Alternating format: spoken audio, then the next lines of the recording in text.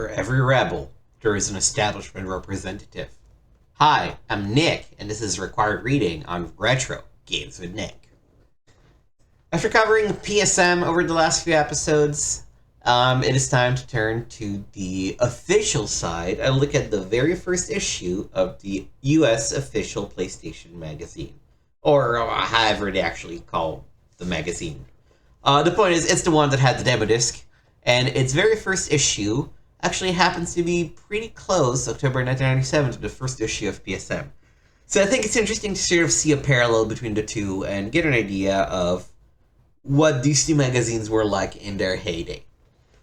Notice that the magazine was formerly known as PSX, so this is not necessarily the first issue of it, it's just the first issue of the magazine under this banner, and importantly, with a demo disc.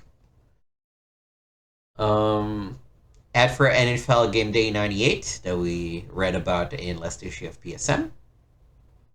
Ooh, an ad for Nightmare Creatures. I'll be excited to check this one out. From the editor, the story so far. 2 years ago, Sony released a PlayStation game console to a skeptical public who weren't sure they needed yet another piece of electronics burning a hole in their pocket. The company, known for Walkmans and televisions, were on unfamiliar ground. We in the gaming media knew what Sony were bringing to the table because we had snatched up import PlayStations, which were still available since December of the previous year. The graphics and sound were beyond anything yet seen on a home console, and we were immediately hooked. Although there were initial stumblings, Sony's console easily took the lead in the 32-bit arena and hasn't looked back since. Which brings us to, with the PlayStation being the machine where all the hot gaming is taking place, it's painfully obvious why there is a need for the most authoritative source of information about this beloved console. In this magazine, you will find everything you could possibly want to know about the games, culture, and related information surrounding the PlayStation. I'd like to make it clear to our readers that you will always get our 100% honest opinion about everything or anything. There are no biases for or against anyone just because we are an official PlayStation magazine. I think you'll agree that the coverage and content speak for themselves. Enjoy, and see you next month. Wataru Maruyama, Editor-in-Chief.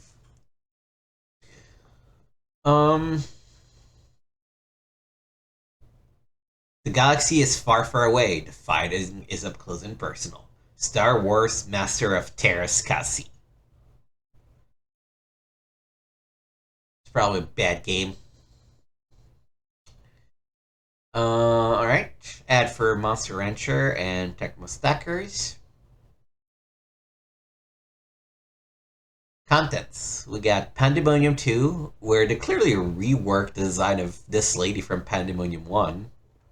And the guy also seems a lot scarier. Ghost in the Shell. PlayStation Top 20. Final Fantasy VII Strategy Guide. Time Crisis. And Tricks Archive. Man, the magazines were really all about, like, collections of tips and tricks, huh? Besides Danger and Intrigue, Treasures of the Deep offers something that's been lacking in action-adventure games. Action and adventure. Ooh, Sigbird. So it's like a scuba exploration game. I don't know if it's on rails or not, but it looks cool. PlayStation News, a monthly wrap-up of all the information for your favorite system. Namco forms stack team with Squaresoft. New fighting game in the works for Namco System 12. The people behind arguably the two best 3D fighters on the PlayStation, Tekken 2 and Tumble 2, have joined forces. Namco Limited and Squaresoft of Japan have entered into a licensing agreement that commits Square to develop titles for Namco System 12 arcade machine. Namco will be handling all the manufacturing and distribution of the titles. The System 12 arcade machine is a slightly modified configuration of the PlayStation home console, with the main difference being additional RAM. So far, Tekken 3 is the only available title for the system. Tobal number 1 and 2 developers Dream Factory, a subsidiary of Square, are heading up the first project. The game is due to be shown at the September JAMA show, which gives you an inkling of how long the game has already been in secret development. We are thrilled to be joining forces with such strong software developers, states Frank Cosentino, VP of Sales and Marketing for Namco America. Having Namco develop cost-effective, high-tech games on System 12 will further strengthen Namco's position in the marketplace. Knowing that what Dream Factory can do, combined with the added power of the System 12, ensure that gamers will definitely want to keep an eye out on their local arcade. Pretty sure this is going to be air guides. RPG Mania hits US. Working Designs to bring out Alundra. Does it get any better than this? Working Designs, a company known for bringing over some of the best RPGs and now shooters from Japan, has picked up Alundra for US release. It was only a matter of time before an RPG title was announced from a Working Design for the PlayStation, but not many expected them to get rights to what was a Sony of Japan developed game. This is especially remarkable considering SCEA had all but announced Alundra as a title that were releasing themselves. It wasn't so long ago that Working Designs tried to get rights to Arc the Lad, and Sony was not yet convinced of the US market for RPGs. Now we have Wild Arms, Final Fantasy VII, and Alundra. For those in the dark, Alundra is a 3/4 view action RPG that has gotten great reviews in Japan. And that Working Designs kind of messed up in the translation. There's that, but... Tidbits. Colliders is canned. The mech-style sports title that was planned for fall release has been officially dumped by ASC. This comes as no surprise and a welcome relief. This move will allow ASC to give a greater emphasis on their other titles, especially the game 1, which has a lot of advanced buzz around the industry. MK4 Tour returns home. If you spotted a 25-foot-long truck emblazoned with Mortal Kombat logos rolling down the highway this summer, you weren't hallucinating. Midway staged a 35-city tour to debut the fourth installment of its highly popular Mortal Kombat series. One of the tour's final stops was Chicago, home of Midway and Mortal Kombat co-creator Ed Boon. MK fans who began lining up hours in advance were surprised to see none other than Ed Boon hand-deliver the latest version of the MK software moments before the event was to begin.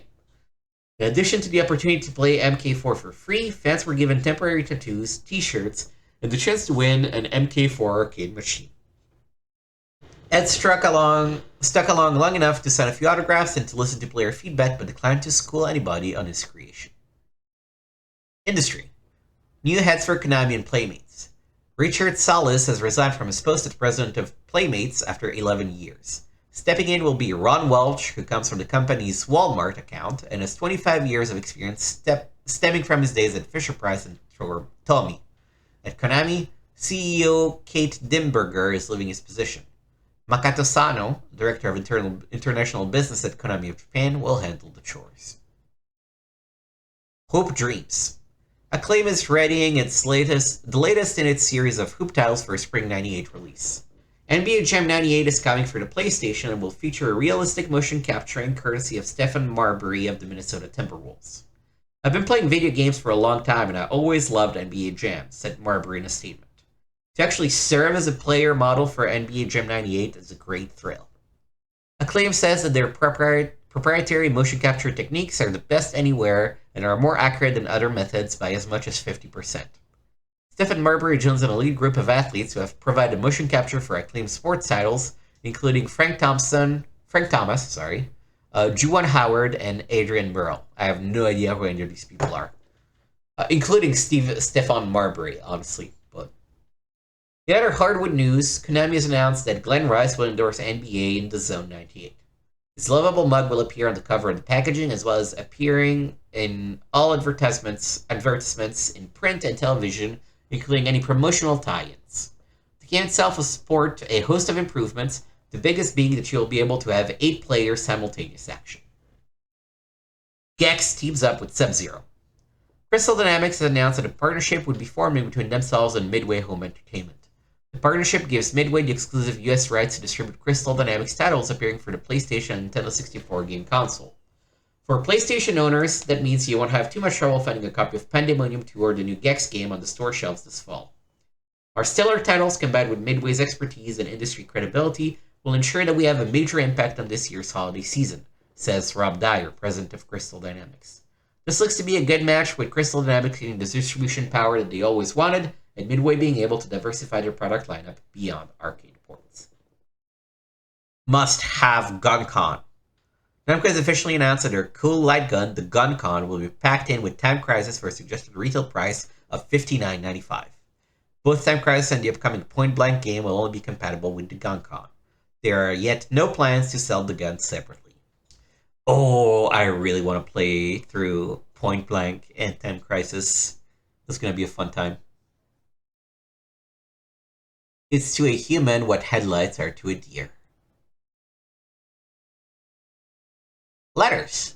Your chance to speak your piece. You write to us, and here we respond. Wish kinda granted. Dear PSX, I'm a real fan of PSX Magazine, and I just want to know if you are going to start making PSX Magazine with demo discs like PC Gamer Magazine. Armin Hamzik, New Orleans, LA. We were formerly known as PSX Magazine, so I guess that answers that. Japanese air, please. Dear PlayStation Magazine, I'm writing to you with a problem. As I'm sure everybody is aware, the great cover art on games from Japan is often totally scrapped for US release, and the result usually leaves much to be desired. For the longest time, the most guilty of these parties was Capcom. They rule anyway. Their most recent fallout being the cover of Street Fighter Alpha.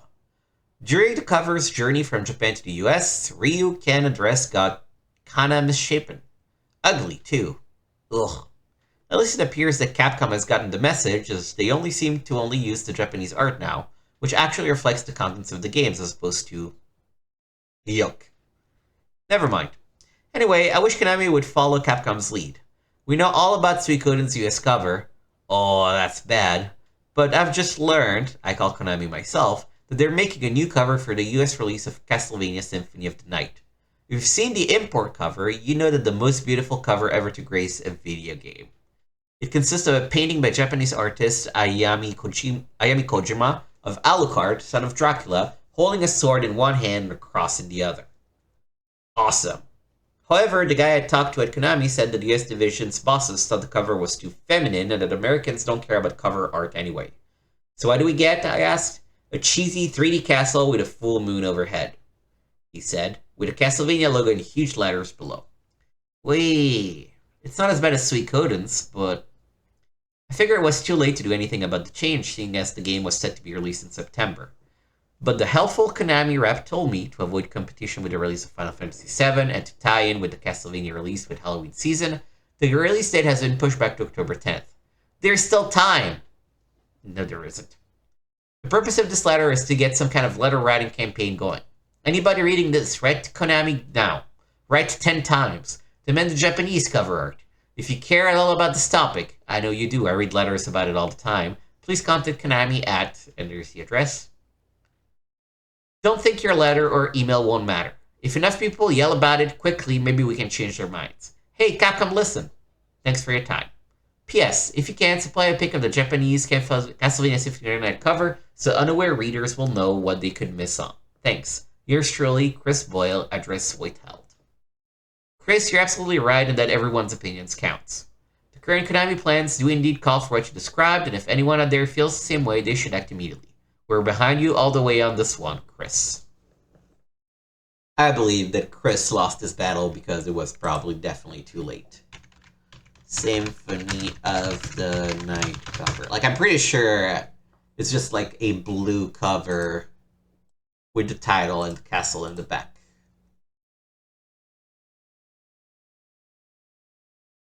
Yeah.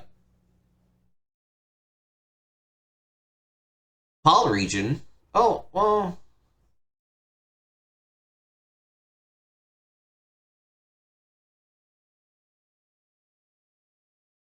Yeah, the PAL region got the original picture. So, sorry, Chris. PlayStation DVD? Dear PlayStation Magazine, my name is Hian Ro. I got my PlayStation about 2 months ago. I heard some of my friends saying you can play DVD movies on the PlayStation. Is that true? If so, then I don't have to buy a DVD. Can you give me an answer? Hian... Again, I'm not really sure how to read that. Nyo. Go? Let me figure this out, and I'll be right back. Alright, so apparently it's Ngo. It's Vietnamese, and so that's how it's supposed to sound based on a quick YouTube search. Okay. Unfortunately, the PlayStation will not play DVD movies or games. There is stock that whenever a follow-up console to the PS is released, it will have a DVD drive. We'll let you know as soon as we hear anything. Crash 3 hopes. Dear PlayStation Magazine, when is X-Men vs. Street Fighter coming out? Will the PlayStation version be just like the arcade? In X-Men vs. Street Fighter, they left out some very good characters like Dan, Sagat, Blanca, and Guile. They should include them in the next game as well as characters from the comic book like Cannonball, Bishop, Iceman, and Cable. Also, when is Crash Bandicoot 2 coming out? If they make a Crash Bar 3, they should let him have a little friend that you can choose to play, and when he puts on the mask, he should turn into the mask of the movie, where he has the power to fly, spin, and turn into objects. Send me free copies of this game. O'Brien Hodge. It's kind of frustrating how each new X-Men Marvel superheroes game adds new characters but eliminates others seemingly at random. Come to think of it, they do that with all series of fires. Crash 2 will be out in mid-November, and while your ideas for Crash 3 are interesting, they unfortunately won't let you free copies of any of the previously mentioned games. Clone Game Blues. Dear PlayStation Magazine, I am the biggest Resident Evil fan in the world. It was one of the main reasons I bought my PlayStation. Now with the movie being made and the director's cut of the game coming out, I'm in Resident Evil heaven. I'm also concerned about all these Resident Evil clones like Overblood and others. It is a shame to the PlayStation. Just because one game does extremely well, they slam out more games like it. I call this the Doom effect. Matt, waiting for Rari 2, Geeson.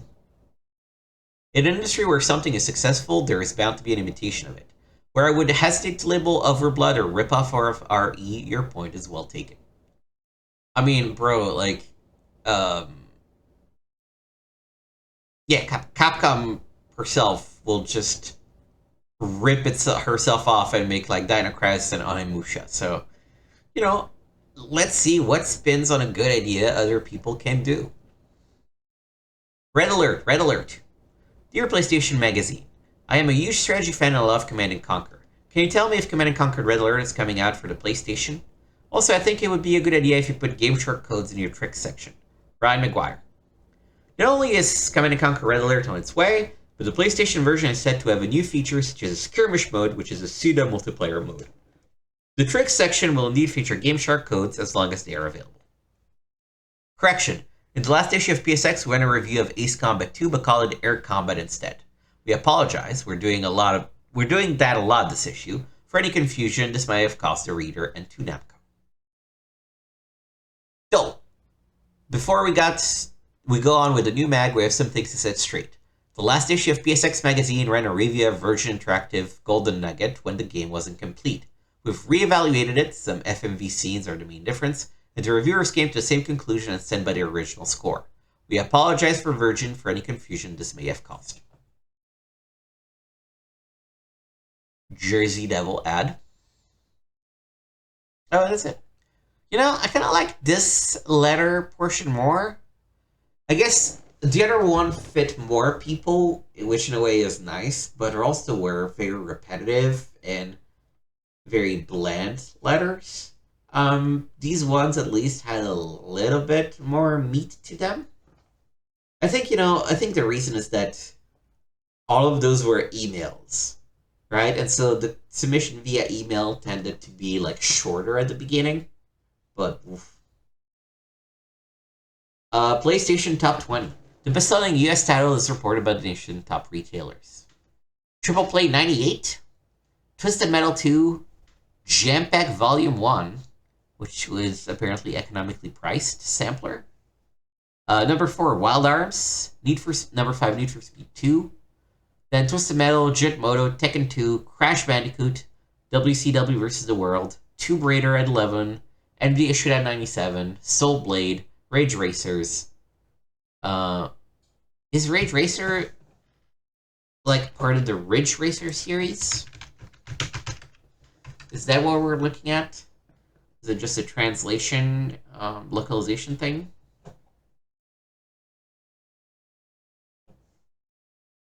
Rage Racer.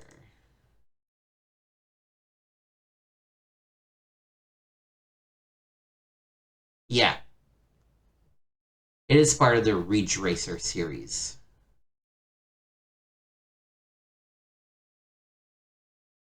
Wow, the Ridge Racer series, of which I'm not really familiar with, I will admit, but somehow I thought that Type 4 would be like the 4th game or something. No, it's the 7th game in the series.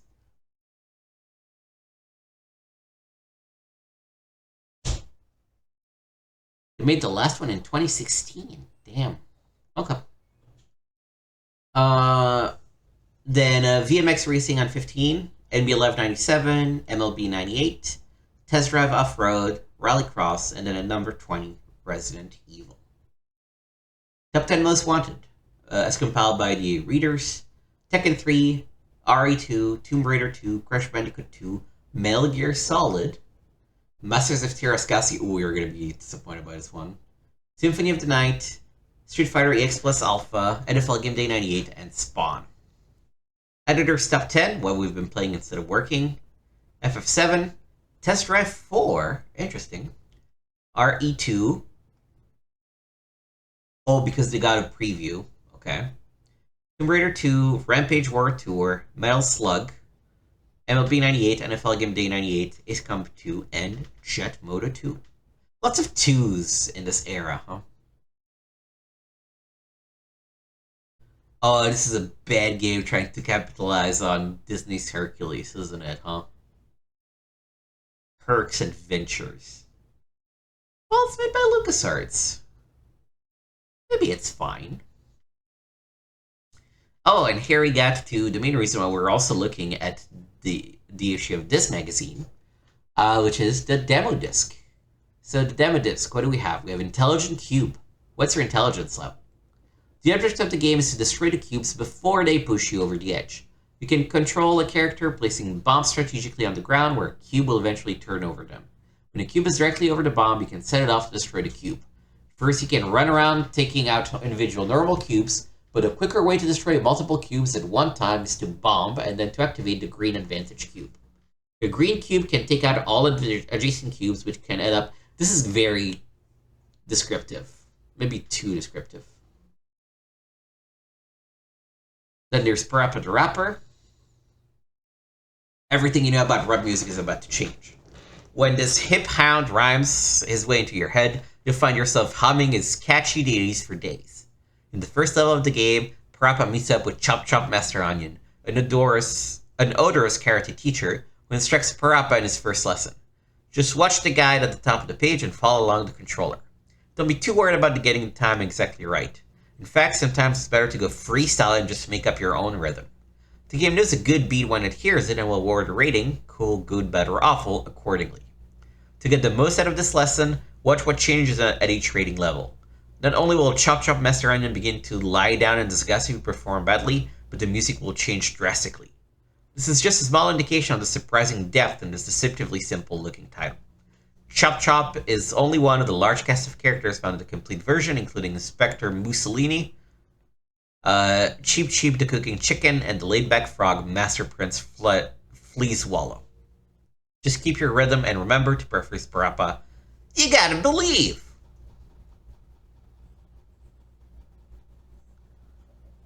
Up, down, left, right, not used. R1, turn pose. R2, turn pose. Oh, this is a terrible presentation. Kick, punch, block. So the white and the blues are separate controls. Oh. Fighting Force demo is on the disc. Really excited about this one. Core and Eidos, the team that brought you Tomb Raider, join forces once again for Fighting Force, a free-roaming 3D brawler reminiscent of such arcade greats as Double Dragon and Final Fight.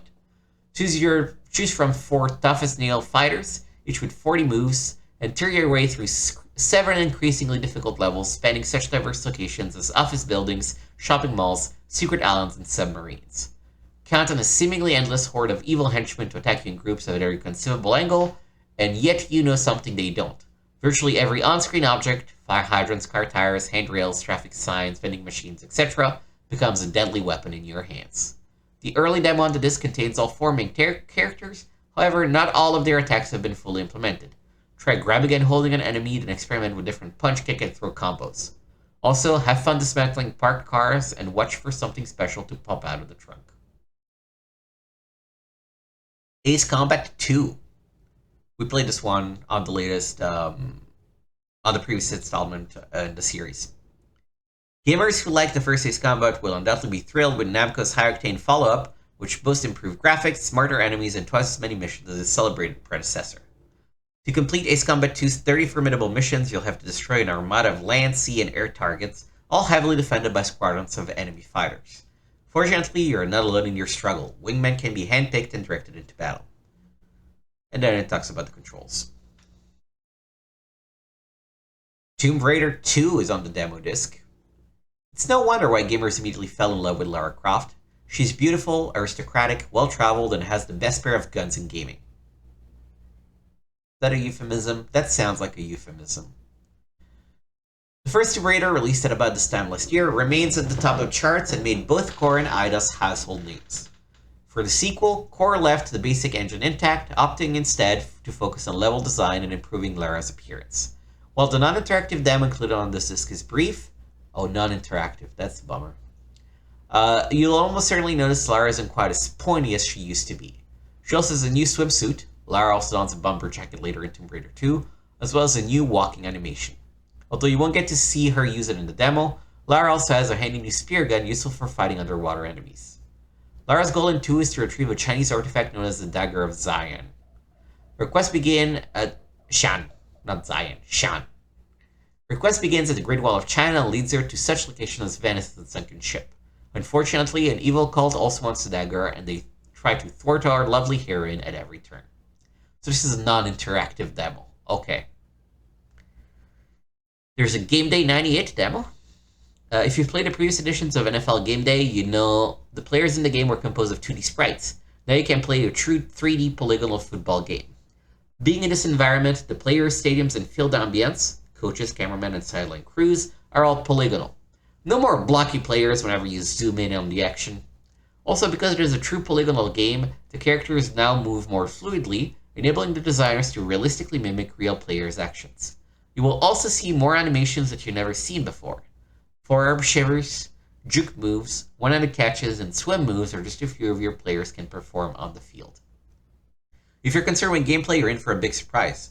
First of all, total control passing has been incorporated into this game from the 97 edition, which gives the player the ability to control the receiver and the pass at the same time. Another feature that has been greatly improved is the AI. The computer can adjust more quickly to your strategy and play calling. You can, of course, still change the difficulty setting to Rookie, Veteran, or even All Pro to adjust to your skills.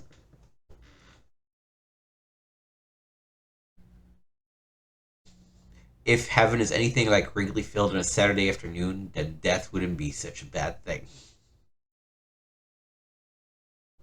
This is a Bug Riders. Looks like a bad shooter with flies or bugs. Mace the Dark Age. Not a good game. At least not on Nintendo 64. And that's it. So we got 6 demos. 4 interactive ones. 2 of them just videos, it seems. But, you know, it's something. It's something for, like, at least a one session. Okay, we now get into the previews. Deathtrap Dungeon. Eidos wants to get medieval on your ass. Oh, they have color schemes for the type of game it is. That's kind of cool. So you're wandering through a dungeon, minding your own business, when suddenly some Amazon in a red bikini is gouging sword marks into your head. You make a move to retaliate with your own hefty pace, but your blade whistles harmlessly over her head as she does the splits and goes for your knees. Enraged, you leap into the air, bringing your weapon crashing down on her neck as she rises from the floor. The sword goes crunch, her neck gives a satisfying snap, and Miss Crimson Thong now comes in a set. Her head and the rest of her. Bye-bye now. Such is the life in the grisly and fantastic world of Ian Livingstone's Deathtrap Dungeon. The upcoming 3D hack-and-slash medieval adventure from Eidos Interactive. The game combines standard RPG elements with the 3D exploration and tense action of Eidos' classic Tomb Raider, delivering a new kind of adventure game. Deathtrap Dungeon is based on the popular fighting fantasy game books by Ian Livingstone. Similar to the perhaps better-known Choose-Your-Own-Adventure books, the fighting fantasy series is a kind of role-playing campaign for one, sending players through a self-contained text-based adventure bearing a fair resemblance to some of the earliest computer games. Since the books were already laid out in sort of a game format, it would have been easy to simply transfer the action described in the books into a PlayStation game. The results, however, would have likely been less than satisfactory. Instead, Eidos has developed a high-intensity action game that stands quite a distance from turn-based gamebooks. Players of Deathtrap Dungeon need to be wary of enemies lurking behind every corner, preparing to leap out at first opportunity. Traps and mazes abound, forcing the player to think on his or her feet in a way the books never could have managed. With its lush, detailed environments and its dynamic cinematic camera angles, the game also draws the player into the experience like no book can. Reading about being stabbed by poisonous needles flying from a wall trap isn't quite the same as actually watching it happen, and it will happen. The game includes a number of cunning traps like covered pits, hidden corridors, false floors, triggered arrows, and moving spikes. Players heading to investigate some interesting area might want to be wary of the innocent-looking statue facing inside. Some floor-set pressure pad will likely be unleashed a hole of arrows into your unsuspecting back. Just pray they're not poison. With an entire armory of ranged and hand-to-hand weapons, both traditional RPG style and more unusual fare, Death Trap Dungeon offers plenty for the role-playing fan looking for a weapon fix. And its collection of nasty beasts should satisfy those looking for some hack-and-slash fun. There's even a choice of male or female character for that personal touch. Just watch out for those Amazons. Availability, 4th quarter 97, no, later than that, as we saw. This was already previewed in the PSM number 1 issue that we just read. So yeah, it's gonna come out later, and it's not gonna be as good. The game's bestiary includes some unusual monster types like this 2D T-Rex to the right. Never fear, however, the game also includes a standard complement of fantasy RPG baddies like giant insects, rodent of unusual size, and earth elementals. Luckily, some unusual weapons are available as well, like muskets, grenades, and medieval flamethrowers. Delivered in full 3D, Death Trap Dungeon often places the player in the middle of an uncomfortably large group of attackers. This isn't always a bad thing, however. For example, you will often find yourself besieged by an enemy wielding a simple bow and arrow. This is a particularly nasty attack, especially when you have no ranged weapons with which to return fire. No need to lose hope, however. Simply maneuver another enemy between yourself and the assailant. The arrows will strike the enemy in front of you, killing or injuring them, while buying you time to get your primary opponent to sword-swinging range. The game's 3D engine can be used to the player's advantage in even more innovative and advanced ways. Previews: Pandemonium 2, Crystal Dynamics' psychedelic sequel. The game that introduced a pseudo 3D platform genre is coming back for more. Crystal Dynamics is hard at work on Pandemonium 2, and this time around, the developers are hoping to include everything they couldn't cram into the first installment. Pandemonium 2 takes place several years after the original, and my, how Nikki has grown. No longer an awkward apprentice sorceress, she has matured into a full-grown woman capable of casting powerful magic spells. She can also climb, swim, and edge grab, remind you of a certain Tomb Raider. Thankfully, Fagus the Fool remains his irreverent old self, but he, like his shapely sidekick, has learned a few tricks. He can throw Sid, the talking stick puppet, boomerang style, and has learned a devastating new power-up attack. Although games such as Spider and The Lost World effectively mimicked Pandemonium's dynamic camera on the rails gameplay, Pandemonium had one element none of the imitators could capture: blinding speed. Fans of the original will be relieved to learn Pandemonium 2 plays just as fast as its groundbreaking predecessor. However, the look of the game has changed a bit. While Pandemonium's colorful backgrounds can best be described as fantastic, those found in the sequel are nothing short of psychedelic. Everywhere you look, brilliant colors and loud textures are the order of the day. Not much is known about Pandemonium 2's plot, other than the fact that it centers around Nikki and Fergus's attempt to rescue something known as the Comet of Infinite Possibilities from its evil owner, who snatched the comet after it plummeted to Earth. Crystal Dynamics says the game is on schedule and should be in stores by October, barring any unforeseen difficulties. One thing they would not comment on is a rumored alternate model of Nikki, possibly nude. Hey, why not show off that new bud? Sorry, let me read this. One thing they would not comment on is a rumored alternate model of Nikki, possibly nude. Hey, why not show off that new bud? I was just thinking that this magazine was better than PSM. I'm not overly sexualizing women, but I guess it was just the late 90s. If such a cut surfaces, we'll almost certainly include it in our newly expanded tricks section. I'm disappointed. I'll just leave it at that. Ray tracers. Say it 3 times fast, and what's it sound like? As numerous US software publishers turn to move licenses on high-profile indoor seas hoping to score a hit, one company, THQ, continues to quietly mine the Japanese market for the best it has to offer. First, they scored the North American publishing rights to Ghost in the Shell, as described in this month's cover story. Soon, THQ will be bringing yet another Japanese hit, titled Ray Tracers, to eager American gamers.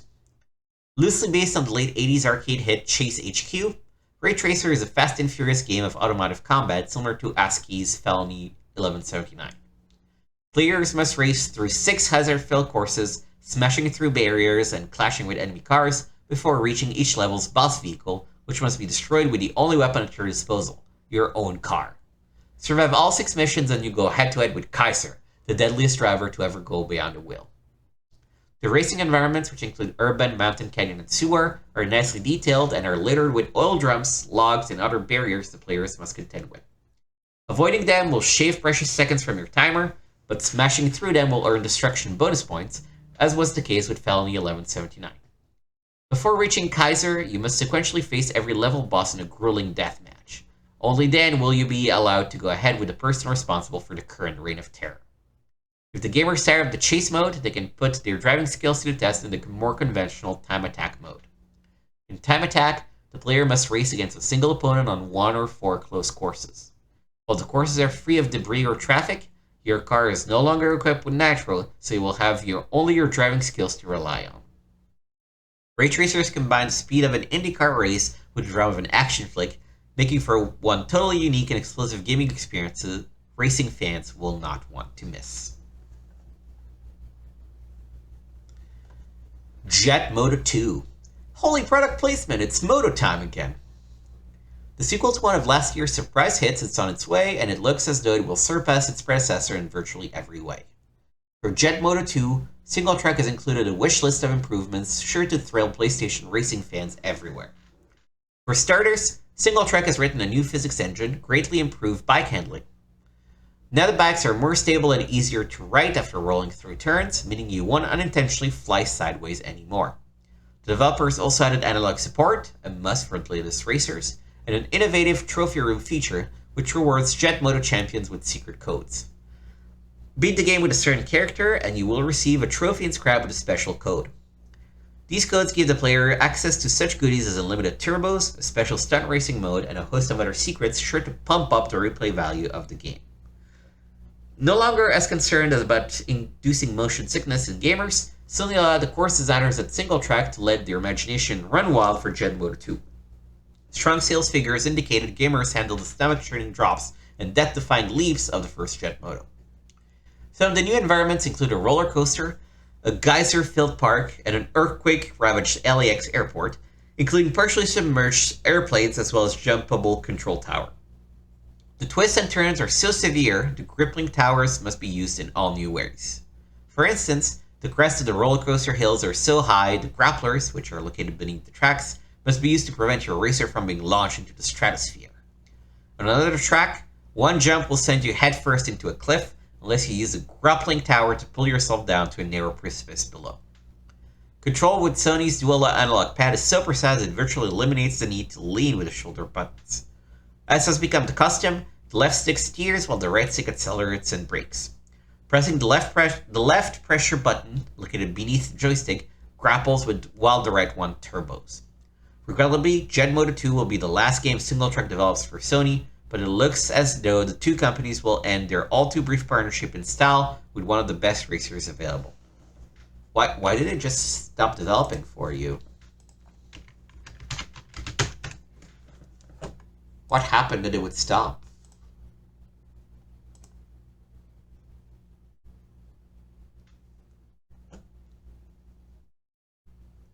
Oh, because it was bought by GT Interactive.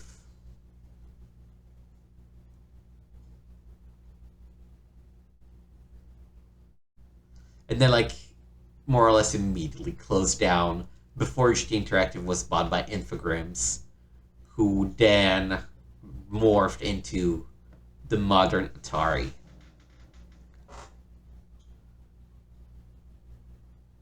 They did the first two Twisted Metals.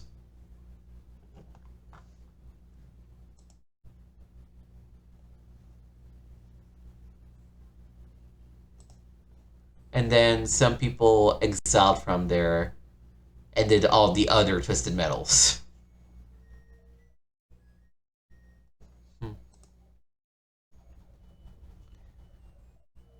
Race the road less traveled.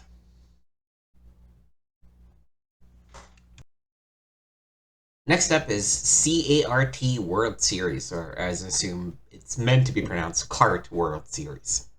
The only kart that will work on a PlayStation.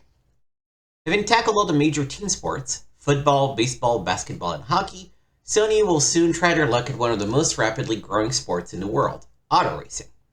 Facing such heavyweight competition as EA Sports NASCAR 98 and Psychnosis F1 Championship Edition, Sony wisely aligned themselves with Kart, one of the premier racing leagues in the world, ensuring the high level of realism racing fans demand. For starters, by the way, is this a real league? CART?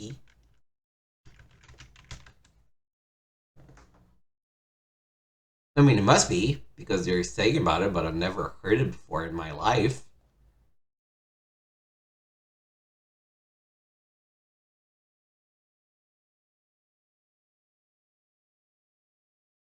No, I don't want a cart. I want the CART League.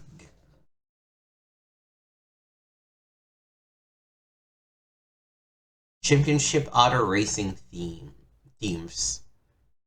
It was operating between 1979 and 2003. Okay. For starters, Kart World Series will feature 20 real drivers, including the likes of Bobby Rahal, Al Unser Jr., Jimmy Vasser, and Alex Zanardi. Real cars, and 10 real tracks, including Laguna Seca Raceway and Nazareth Speedway. Sony's doing their homework to ensure each driver will behave the same as their real-world counterpart. Bobby Rahal drives cautiously but very clean, while Paul Tracy goes for pure speed. If you hope to compete with the best drivers in the world, you'll have to master real racing techniques, such as drafting, and learn to manage your pit stops effectively. Similarly, cars will have to be customized according to track conditions to get the maximum performance from your vehicle. Wing adjustments, tire wear, gear ratio selections, and fuel load must be carefully managed if you hope to make an appearance in the winner's circle. The game's tracks, which range from simple ovals to winding street courses, are modeled after actual CRT tracks and even include accurate skylines and landmarks from each locale. Advertisements for such companies as Firestone, Pepsi, Toyota, and Texaco adorn tracks and objects, raising the level of realism even more. And, advertising to you in a game. When fully optimized, the game should run at a brisk 30 frames per second, an impressive figure considering the amount of track detail in the field of 20 cars the computer must track. Particle effects for simulating tire smoke and pit chatter have yet to be added, but Sony assures us they'll be in the finished product. Players will be able to compete in a single race an entire season, practice on any track, or go head-to-head against a friend via split screen or link cable. Since EA Sport and Psygnosis has well-established engines for their racing titles, Sony's having a comparative disadvantage having to develop Kart World Series from scratch, but it certainly appears they are on the right track. It's funny where, they're just like, oh, you're playing at 30 FPS, and it's like, yeah, but all the games from the previous generation ran at 60. Like, I mean, I understand that now we're doing 3D, so it's, more complex and harder to get a stable frame rate, but still. Previews. Nightmare Creatures. London calling for help. Among the pleasant surprise announcements at E3 was Activision's acquisition of the 3D action-adventure game Nightmare Creatures. Created by French developer Callisto Entertainment, Nightmare Creatures transport gamers back to 19th century London, which has become overrun with hideous monsters. Ignatius Blackward, a local man of the cloth and occult expert, suspects the crisis is the handiwork of the ancient Brotherhood of Hecate, and sets out to find the group's leader, a man infamous for his attempts to animate lifeless matter. Along the way, Ignatius falls in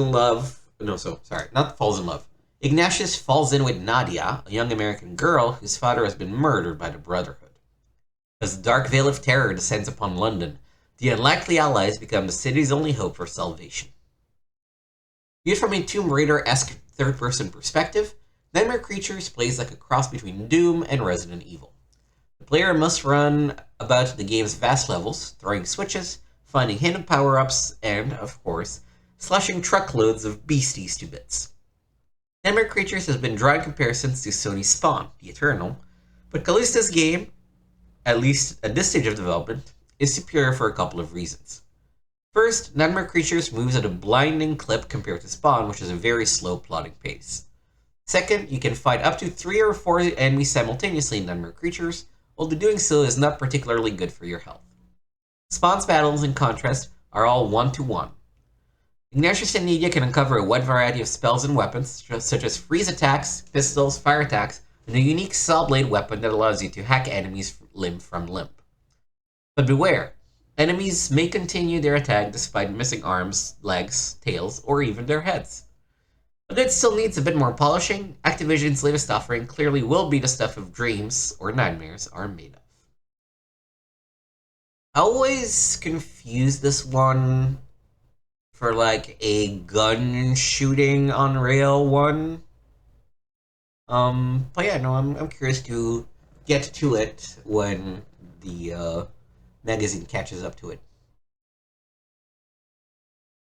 NCAA Game Breaker 98. Boy, Sony was just really making so many freaking games at the time. Sony developer PS1 games.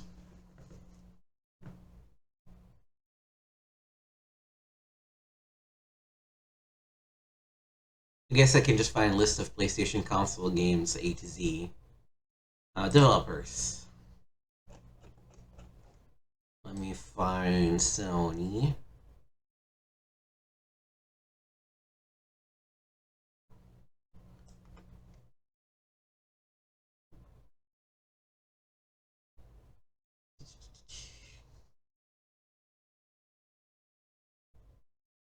Yeah, I guess it shouldn't be a surprise.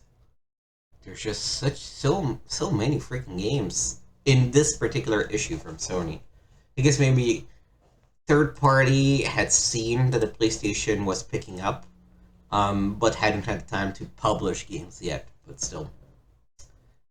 Continuing the evolution apparent in their NFL Game Day 98, Sony's sports division is souping up their college title to produce NCAA Game Breaker 98, and the results look as impressive as the game's big NFL licensed sibling. Employing Sony's new polygonal football engine, Game Breaker 98 can now boast a true 3D engine instead of the 2.5D engine of the original NCAA Game Breaker. Assuming the result will be similar to Game Day 98, this is without question a significant improvement. Although last year's graphics weren't horrible, they certainly weren't anything to get excited about. In this year's Game Day, however, excitement abounds, and the excitement is certain to transfer fully to the upcoming college title.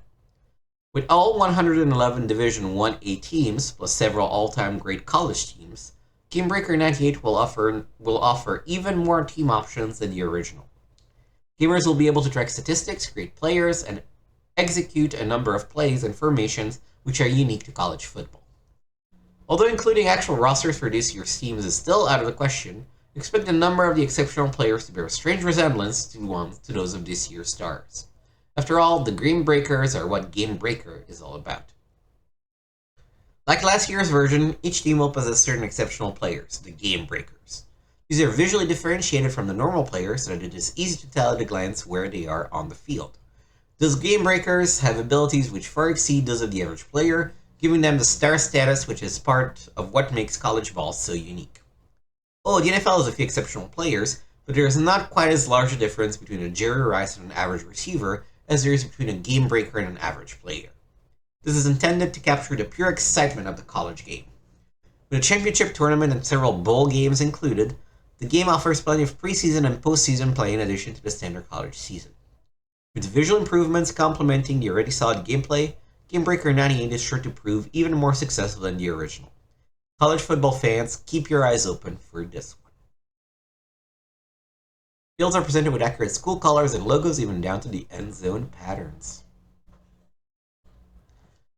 Never really liked college football. Like, I'm a big football fan. I still don't like playing football games because it's too repetitive and too in the weeds. College football I never really got, or the passion that some people have for college football. Especially the people that did not actually go to those schools. Like, it's weird to me. Case car number 2. Previews. Shadow Master. Journey to distant worlds, meet strange aliens, and kill them. In Shadow Masters, Psygnosis' new first-person sci-fi shooter, you must defend a galaxy from a marauding Borg-like enemy who is enslaving world after world, depleting entire planets of their natural resources, and mechanizing all indigenous life forms. Guess whose world is next in line? Look of Shadow Master was inspired by renowned fantasy artist Rodney Matthews, whose otherworldly landscapes and bizarre aliens have graced dozens of sci-fi book covers and album sleeves. However, Shadow Master, which is filled with transparencies, lens flares, and colored lighting effects, still retains Psygnosis' trademark look, seen in such PlayStation classics as Wipeout and Codename Tenka. During the course of your struggle, you will visit 7 different worlds, each with its own distinctive look and climate. Sylvan is a lush world filled with rainforests and lakes. Halos, in contrast, is a desert world scarred with deep canyons and plagued with blinding sandstorms. Instead of trudging through Shadow Master on foot, which is generally the case with first-person shooters, you pilot a one-man roving assault vehicle, armed to the teeth with an arsenal of weapons and outfitted with intimidating spikes. Psygnosis plans on making Shadow Master compatible with the Neck-Con controller, most major steering wheels, as well as Sony's new dual analog pad, giving the player an unprecedented level of control for a game of this type. Shadow Master's nightmarish enemies have both mechanical and insectoid qualities, giving them a wholly original look. Particularly striking are the inhabitants of Sylvan's temple level, which, although golden color, bear a strong resemblance to H.R. Giger's alien designs. Innovative sound design gives each creature its own voice, adding an extra dimension of personality. Shadow Master, in combination with the upcoming Colony Wars, present a formidable 1-2 punch, sure to knock out sci-fi fans everywhere when both titles debut during the 4th quarter of this year. This is a first-person shooter. Call it what you will, but it's a first-person shooter. NBA Fast Break. Hoop it up with Arcade Masters Midway. Midway Home Entertainment is hard at work on basketball title designed with realism in mind. Billed as 5-on-5 hoop simulation, NBA Fast Break will feature all 29 NBA... There were only 29 NBA teams at the time? NBA 1997 season.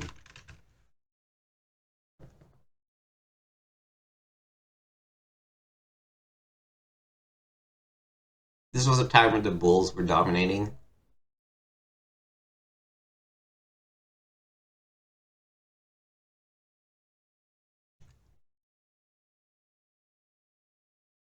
Okay, there was actually a lockout this year, so let's go to 97-98. Which is when this thing was actually published anyway. Oh yeah, they just had 2 divisions per conference. Celtics, Heat, Nets, Knicks, Magic, 76ers, Wizards. Hawks, Hornets, Bulls, Cavaliers, Pistons, Pacers, Bucks, and Raptors. On the East, and then Mavericks, Nuggets, Rockets, Timberwolves, Spurs, Jazz, and Grizzlies, which were in Vancouver at the time. And then Warriors, Clippers, Lakers, Suns, Trailblazers, Kings, and the Supersonics from Seattle. Oh. It's crazy. There's like 3 divisions. Do the divisions even matter these days? But I'm pretty sure there are 3 divisions at this point. NBA. Sorry for this random tangent, but every once in a while I'm like, ooh, what? Current season.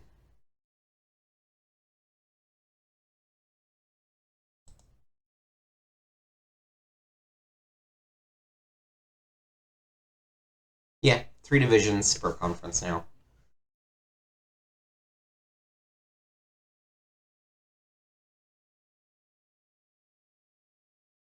The Raptors and the Magic, I think, were added, it looks like. The Thunder, of course, were new.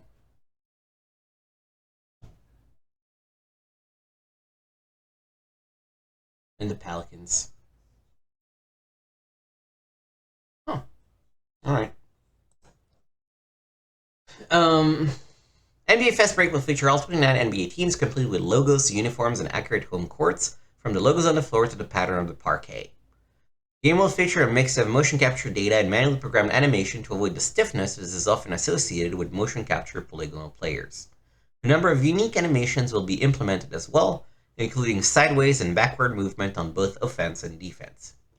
To enhance the game's realism, rebounding and blocking success is based on the player's heights and abilities.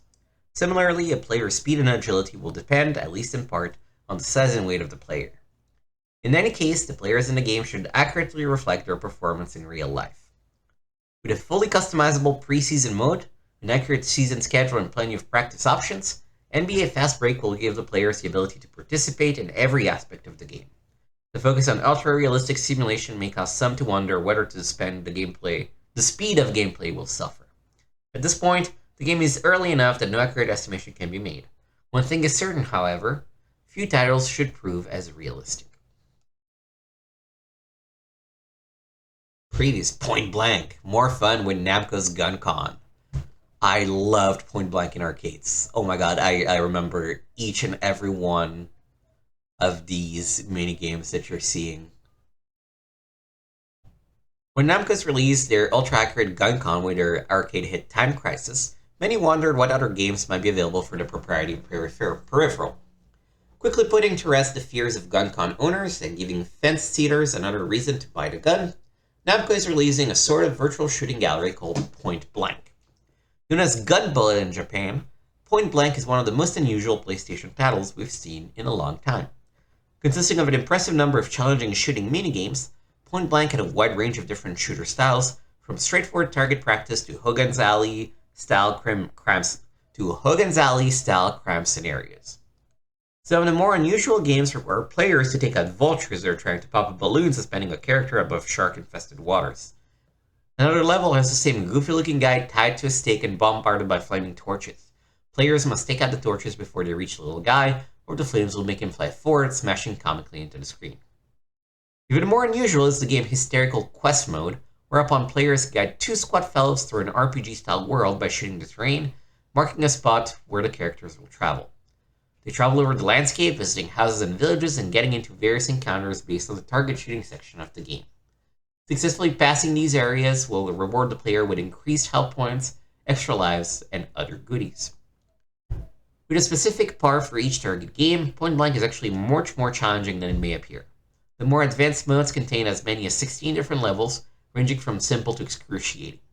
Of course, there is a limited amount of time allowed for each level, so elapsed time is a factor as well. With the unprecedented precision given by the Gun Con, any game that supports it requires exceptional accuracy, and hence delivers an exceptional challenge. Point Blank is no exception. The pickings are still pretty slim, however. Let's hope more are on the way. We are still playing this one when they review it. I almost want to say a full playthrough, but I don't know that there is necessarily a story to it. But yeah, we're going to be playing Point Blank 100%. And this looks to be a terrible Fantastic Four game. Ooh. It's clobbering time for the popular comic quartet. It's clobbering time. They're the most successful quartet in the history of comics and one half of the top-rated Marvel TV action hour. They're the Fantastic Four, and they have their sights on conquering yet another medium, video games. Despite the addition of some eye-catching 3D backgrounds, Fantastic Four plays like the popular side-scrolling beat-em-ups of yesteryear, such as Capcom's Final Fight or Sega's Streets of Rage. Aside from the normal assortment of kicks and punches, each of the Fan Four can perform at least 3 signature moves taken straight from the comic. Human Torch can douse enemies in a shower of flame, while Mr. Fantastic can roll in a ball and literally bowl the bad guys over. The Thing can produce powerful shockwaves by stomping his foot, and the Invisible Woman, well, she can turn invisible. Having scored a bona fide hit with their million-selling Turok Dinosaur Hunter for the Nintendo 64, Acclaim seemingly has put an end to their string of abysmal comics to video game adaptations. Hopefully Fantastic Four will help the company continue their winning ways.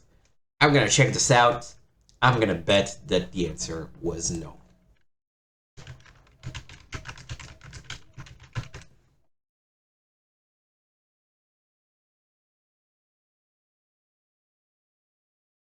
Fantastic Four, 97 video games.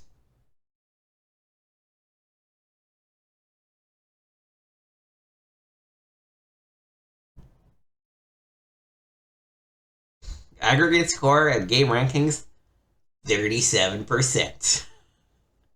I am not surprised. It seemed to do well in France, though. Two French publications gave it like 8 and above. That's crazy.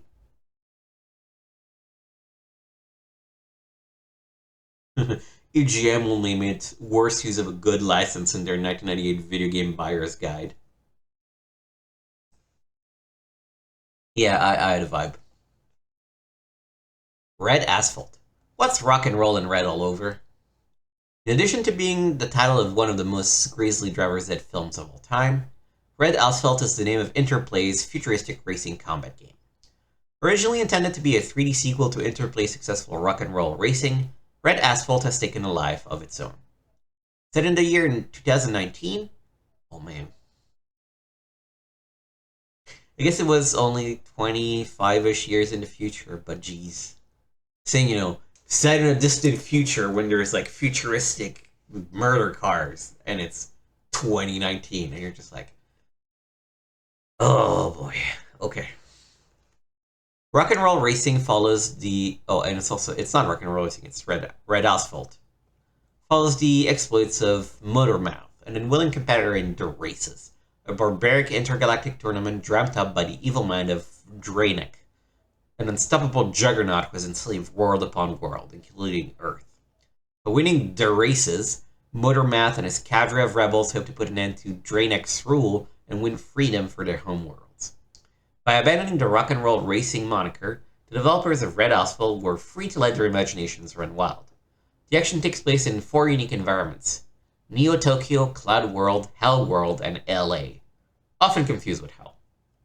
Each world contains 6 individual tracks, which, in addition to the final Arena of Death, raises Red Asphalt's total to a respectable 25 tracks. Players may choose from 6 upgradable cars, and with names like Hell Falcon, Tormentor, and Nightmare, it's abundantly clear that these rolling death machines are not your father's Oldsmobile. Winnings can be used to purchase lasers, napalm guns, and oil slicks. Oil slicks. We're doing oil slicks. Oh, what is this, Hanna-Barbera? As well as better armor and bigger engines. The tracks we've seen so far branch at several points and are littered with weapon and turbo pickups, randomly placed by the computer to prevent memorization. The LA level has moving roadside objects such as ominous cranes with the tower overhead, while Hell World is filled with fire, wailing souls, and other nightmarish imagery. A thumping techno soundtrack will accompany the action. Red Asphalt will be a PlayStation-only release and should arrive in store shelves in time for Christmas. Overboard. Sail the 7 seas with Psychnosis. Back when 3D gaming environments and rendered graphics were a little more than a dream, game developers had to rely on innovative play mechanics and clever level design to entertain players. Now that developers have a wide range of impressive graphical tricks up their sleeves, many have forgotten, or never learned, the basics that made video games fun in the first place. Fortunately, there are still a few companies who use modern graphics tools to augment solid gameplay rather than replace it. One such company is Psygnosis, maker of the lighthearted action puzzle game Overboard.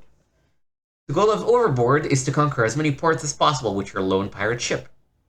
As you might have guessed, there are a host of natural and man-made hazards, including gunships, storm clouds, locks, and bomb-dropping pirates, between you and your goal. Your job is to figure out how to get past it. Old school gamers looking to return to their roots and those who appreciate solid gameplay should check it out. But what's the gameplay? Like, is it just like a shooter style thing? This preview was very unhelpful. He's coming to get some. Duke Nukem, total meltdown.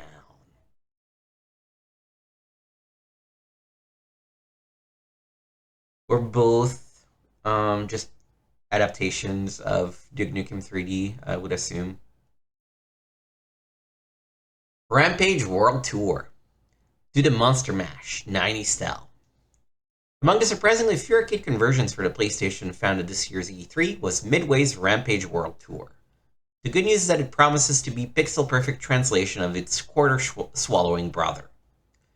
Although the graphics have improved dramatically since the original Rampage, lumbered onto the 80s arcade scene, World Tour's gameplay remains essentially the same.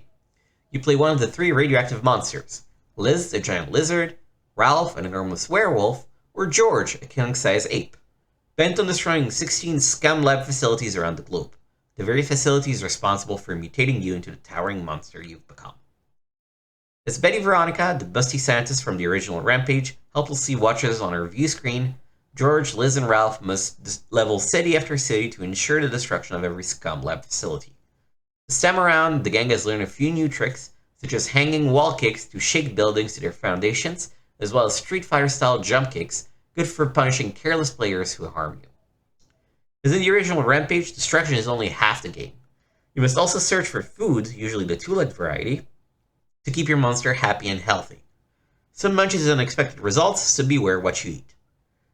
Rampage World Tour also has some brand new editors, such as 14 bonus levels, 4 grudge Mac arenas for the monsters to duke it out, and even bosses such as VERN, Violent and Rage Radioactive Nemesis, Weaselborg, Scumlab's Urban Pacification Unit, and Eustace Demonic, the Scumlab's power-mongering CEO.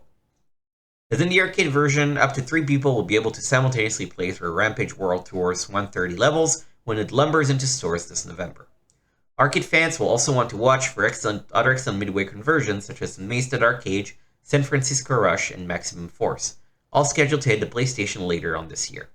It looks like a good year for arcade fans. Then, no, we got more. Jeez. It was probably because of E3, right? Then they saw a lot of games, and so they had a lot of previews to report on. But this is taking quite a long time. Youngblood. Mix it up with Badrock and Company. As less imaginative companies continue to release hastily produced platformer fighting games based on comic book licenses, GT Interactive has decided to actually put a little thought into their adaptation of Rob Liefeld's Youngblood. Viewed from an isometric perspective, Youngblood is a real-time strategy combat game that allows the gamer to direct a team of up to 4 superheroes against the forces of evil. The game plays like a cross between Diablo and Command & Conquer with some RPG elements, such as experience points and plundering, thrown in for good measure. When assembling your team of heroes, there are 11 to choose from, the player must be sensitive to each character's ability and history. Disregard them and you may learn during the middle of a mission that 2 of your team members will fight one another if left alone. The game story is loosely based on the comic and branches at various points, making for a different gaming experience each time you play. At one point you can even choose to temporarily ally yourself with your archenemy, Geiger. Although it's too early to judge the overall quality of the game, at least credit GT Interactive for attempting to capture the true spirit of the license rather than rushing at some derivative piece of crap to market as other companies have done in the past. Oh, you mean Fantastic Four by Acclaim? Jimmy Johnson Football. Match wits with the NFL's greatest mind. With such heavyweights as Madden and Game Day slugging it out on the PlayStation gridiron, it seems almost suicidal for any other company to jump into the fray. Even so, VR Sports remain optimistic about their pigskin title, Jimmy Johnson VR Football 98. Why, you ask? For starters, VR Football is the only 32-bit football title that allows gamers to create and save their own plays.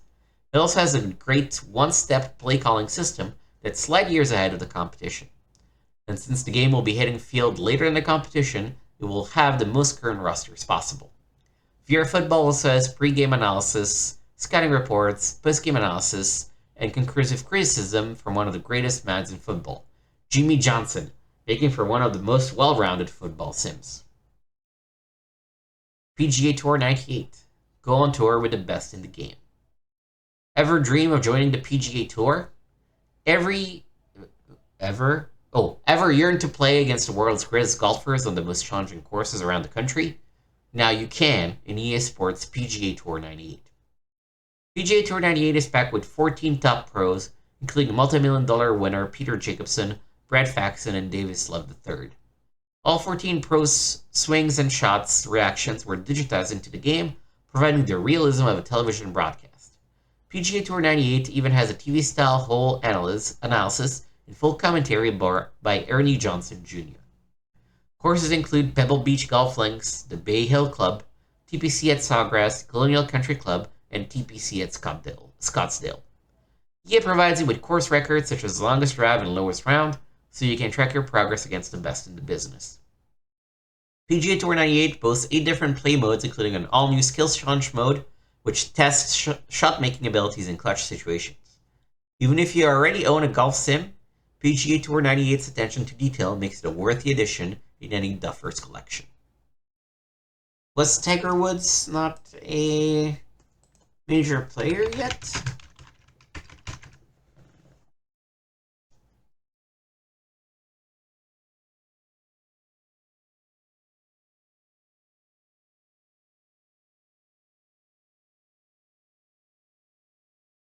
He would have been 22 at the time. That's the year he won his first Masters.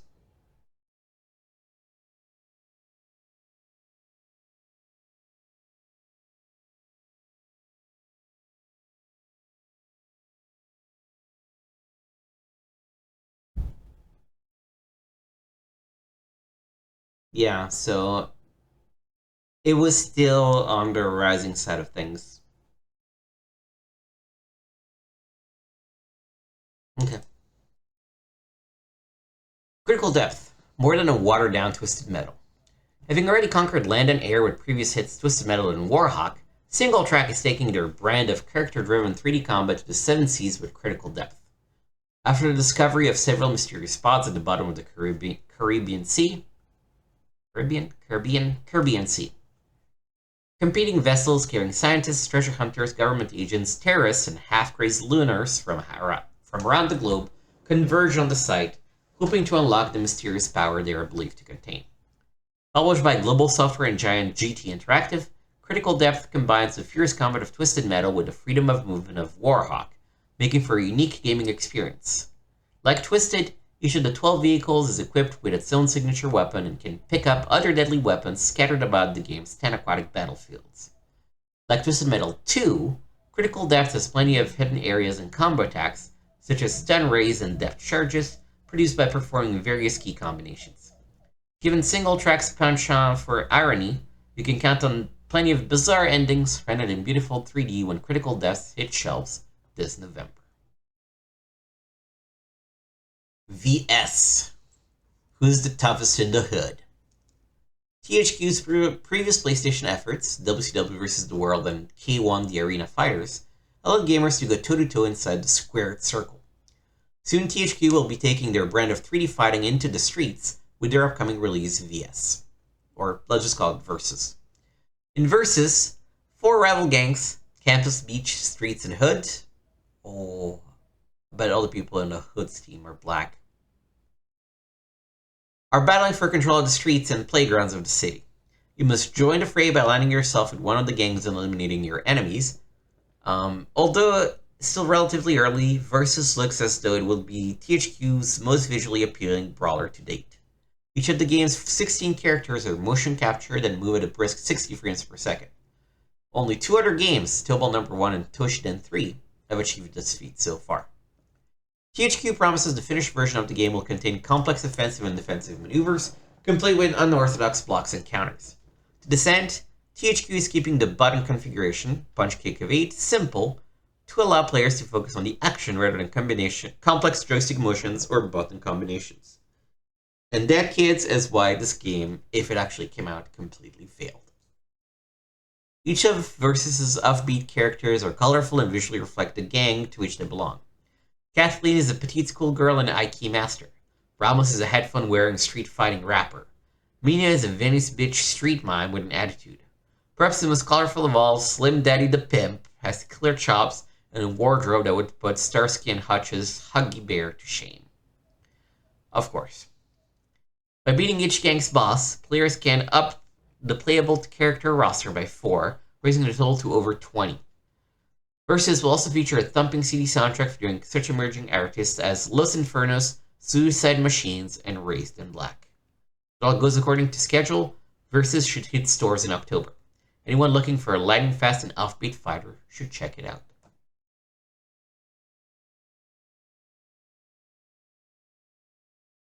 Alright, so that finishes the review portion, the preview portion of this issue. International. See what the rest of the world is playing. The reach of the PlayStation is global, so it's only right that we provide you with the happenings and available games of your favorite system.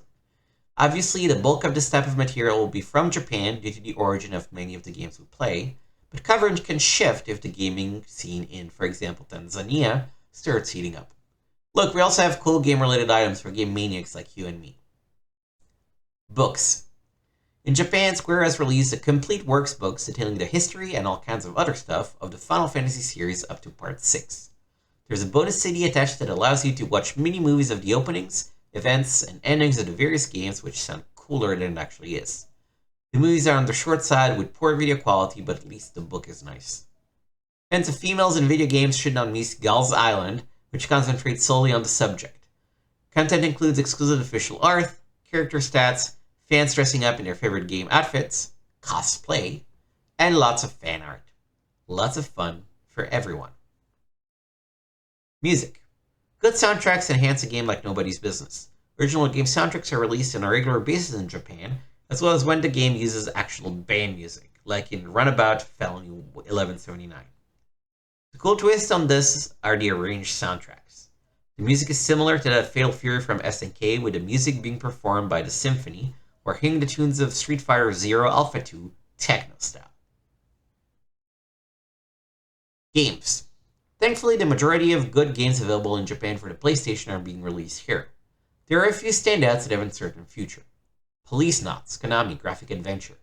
This dramatic tour de force defines game cinematics as and is the biggest game missing in action. This was, of course, a Kojima joint. Tobal 2, Square. Fighting game. Excellent fighting game that needs a push to be brought over. Analog support and quest mode. Snatcher, Konami Graphic Adventure. The predecessor to Police Knots is awesome in its own right. Kowloon's Gate, Sony Graphic Adventure. Can you tell what like graphic adventures? Anyway, this disturbing game is close to domestic release and would be a cool niche game for the Twisted. Einhander. When Square started to branch off from their RPG heritage into new waters, we didn't quite know what to expect. Their foray into fighting games was successful, and their other endeavors into the world of sports titles is still in the works. The Square entry into the shooting genre looks to be an exciting one, with the graphics taking advantage of all those SGI machines they have. The title, Einhander, refers to the game's play mechanics, in which revolve around using your lone arm to shoot, grab, and whatever else they decide to throw in there. The game is mainly of the 2D variety with pseudo 3D elements thrown in, which look like a meaty combination so far. Virtual Hirunoken. All fighting games are not created equal, and this is especially true for the overcrowded 3D fighting game genre on the PlayStation. The latest in the series of Ultimate Fighter games from Culture Brain follows in the same footsteps as its earlier incarnations. They have indeed done an impeccable job of translating the same jerky control schemes found in their 2D fighters into the 3D arena. The game does have quite a variety of fighters, but their moves are very closely related without much distinction between one another. There are several play modes which present different challenges, but it doesn't really matter in the end. Don't let the semi-decent graphics lure you into making a big purchasing mistake. It goes without saying that no US publisher should go near this. Metal Slug. Anyone who picked up the sleeper title in The Hunt will no doubt see the similarities in looks with this game. That's no coincidence, since Metal Slug is from most of the same people responsible for the former. The best way to describe this game is to imagine a 2D action shoot-fest with exaggerated detail in the sprite graphics. Metal Slug had quite a following in the arcades and has come to the PS in relatively good shape. Because of its arcade heritage though, the game is on the short side. Even the extra bonus items like a game art gallery don't quite justify the cost of the game. If this were released domestically at a lower price point, we could have a winner here. Samurai Showdown RPG. The long wait is finally over, and the game that started a tidal wave of fighters on the Neo Geo has gone RPG. Starting with the highlights, the games are nicely drawn and convey the world of Samurai Showdown in a familiar way. The characters are fairly detailed with nice touches during the battle scenes, which are handled in side-to-side battle manner seen in the earlier Final Fantasy titles. The music for previous Samurai Showdown games has always raised it above other fighters, and that has mostly carried over to the RPG. The downturn to the Sol is that this is a port from the Neo CD version, and a somewhat sloppy one at that. Many things that could have been handled marvelously by the PS are limited by the Neo CD hardware it originated on. The game is extremely slow in parts, but it's still a worthy adventure. Greatest Gaiden. One of the all-time greatest shooters is finally getting the facelift fans have been waiting for. Konami has gone with the same route with Greatest Gaiden as they have with Castlevania Symphony of the Night and kept it 2D. Of course, there are enhancements that take full advantage of the PlayStation, but the majority of the action is the classic side-scrolling shooting variety. Once we get our hands on the sucker, we'll be putting this one through its paces to see the legend continues. The future of this game, as far as domestic release, is hopeful, since it is in the same vein as the Castlevania game that put 32-bit flourishes on a quality 2D game. Zero Divide 2. The little fighting robot game could finally make its comeback on the PlayStation. Zero Divide 2 picks up from the previous installment with a new story mode and the obligatory improvement in graphics. The graphics have indeed been given a powering up with bulked up polygonal builds and improved textures on the fighters. Unfortunately, the background seemed to have been a bit toned down from the last game, but trade-off in playability is more than worth it. The control is tighter, resulting in a better balance in fighting. If you were a big fan of the first title, you're sure to find enjoyment with the new model. Derby Stallion. How big of a crime is it that we do not yet have a horse racing game for the PS here in the States? I mean, it's hard to go wrong with a game that lets you raise horses, race them, and bet on them. Seriously though, Derby Stallion is one of those games that has a huge following in Japan, but would not fare as well in these parts. The staff has been giving the game some playing time, and they are starting to come around to the addictive nature of the sport. It would be interesting if a US publisher dipped their toe into these waters. Anyone? Interesting fun fact that I recently learned. Part of the reason why horse racing in Japan is so popular is that it's one of the few sports where you could legally gamble on. Gambling is, generally speaking, very hush-hush in Japan and very frowned upon. And horse racing is one of the few things that they allow. So, Bloody Roar. We got a peek at this game recently at the E3 show where it was shown under the name Beasterizer. Oh god. It was literally a surprise game out of nowhere, and we've been eager to get new info ever since. Bloody Roar features human fighters that can transform into beasts when they have filled the proper amount of energy bars. The cool graphics are somewhat off of a given for PS fighters, so let's concentrate on the meat of this puppy, the gameplay. The action is intense, and the overall control is that precise feel that fighting fans crave. Sony's looking very closely at this game, and they would not be making a mistake with this one. It has an interesting gimmick with solid gameplay to boot. Test Drive 4. Try the demo now at www.accolade.com. Alright, and now we are getting into the reviews. Starting with NFL Game Day 98. Sony gives NFL Game Day 98 a major facelift. There has been talk about who has the best football game on the PlayStation, and boy, there's a lot of it. Obviously, this title and EA's Madden 98 are the games in the running. Though I am impressed by both parties, only one comes out as the victor, NFL Game Day 98. The 98 edition has come a long way in respect to graphics. As you can see here in the screenshots, the game uses full 3D polygons. Attention to detail is exceptional. All surroundings and players down to their numbers on their jerseys are polygonal. If you can remember when playing the previous GD games, when the action would zoom in on the players, everything got blocky like they were made of Legos. Not here. Zoom in and you can view the action from various angles without losing any detail. Having a polygonal game gives the players realistic movements in terms of running, tackling, diving, etc., and this is a plus. I do have a minor complaint about the tackling though. It needs more variations. The creators of this game have included other realistic players' animations like the touchdown dance, high step, one-hand catches, swim move, toe drag catches, juke moves, and stiff arm, which is very useful playing against your friends who do not know how to tackle. I could go on, but that will only ruin it for you. When playing sports game, I pay great attention to the game's AI.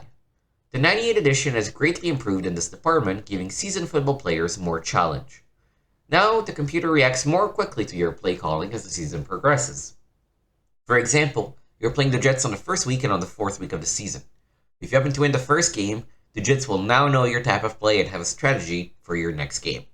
So, in a sense, the computer will adapt to your style of gameplay.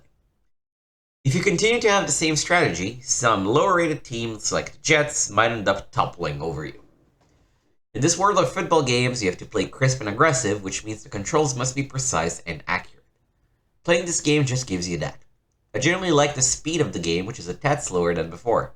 This can be my own preference, but it allows you to control your player with much more precision, enabling you to find holes in the gap for you to bulldoze through and have an easier sense of direction.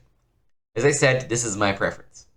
Others may set the speed to an arcade-like mode where the action is more exaggerated. Playing against the computer is indeed challenging. In some cases, you may have to take total control of your team to win against your opponent. You can do so by choosing the total control setting. With quick button combinations, this allows you to control your receiver and the pass. You may lead, overthrow, or underthrow your receiver whenever you want. This type of procedure is called total control passing, which was first seen in its past title, NFL Game Day 97. The talk is over, and overall, NFL Game Day 98 comes out on top with their new 3D polygonal look and excellent gameplay. Box score, pros, full 3D polygonal game, realistic new player animations, jokes, forearm shivers, stiff arms, etc., intelligent AI, and over 500 plays. Cons, there are a lot of animations, but needs more tackling action. Official rating, 5 discs out of 5. Croc. Don't be fooled, this is no kiddie game. As a stroll through the crowded aisle of E3 revealed, the hot PlayStation genre of the moment has got to be 3D platformer. A three-dimensional menagerie of geckos, devils, and other creatures will be vying for your attention this fall, each hoping to carve out a niche for itself. Among them will be Fox Interactive's Great Green Hope, Croc. Developed by Argonaut Entertainment, the London-based developer of Star Fox as well as Nintendo's FX chip, Croc is a visual feast. By keeping the usual PlayStation software trickery, transparencies, colored light, etc. to a bare minimum, Argonaut has given Croc a simple yet visually appealing look that perfectly suits the cartoonish tone of the genre. Don't be fooled, however, by Croc's cartoonish look. This is no kiddie game. Croc's dexterity tests and puzzles will challenge even the most experienced gamers. Relearning many of the skills you took for granted in 2D platform games, such as leaping onto moving platforms or stomping on enemies, will take some time as well. Croc also scores high marks for its diversive play mechanics and expensive gaming environment. Players must run, jump, climb, swim, and tail whip their way across 4 unique islands, spanning a total of 50 levels. What's more, by unlocking all of Croc's secrets, an entire secret island can be accessed. Croc is not without its shortcomings, however. The game's camera, the Achilles heel of almost every title in the genre, occasionally works itself into awkward positions, making it difficult to judge distance. Frequent disc access also causes distracting breaks in the action. I don't mind loading between levels, but I do get a bit irritated when the PlayStation must read the disc every time you go through a door, break into a secret area, or jump into a pool of water. While it's hard to say which 3D platform game will reign supreme, Croc is a technical marvel and an excellent game in its own right. Pros: gorgeous 3D graphics, 50 plus level of challenging gameplay, secrets galore, did I mention the graphics.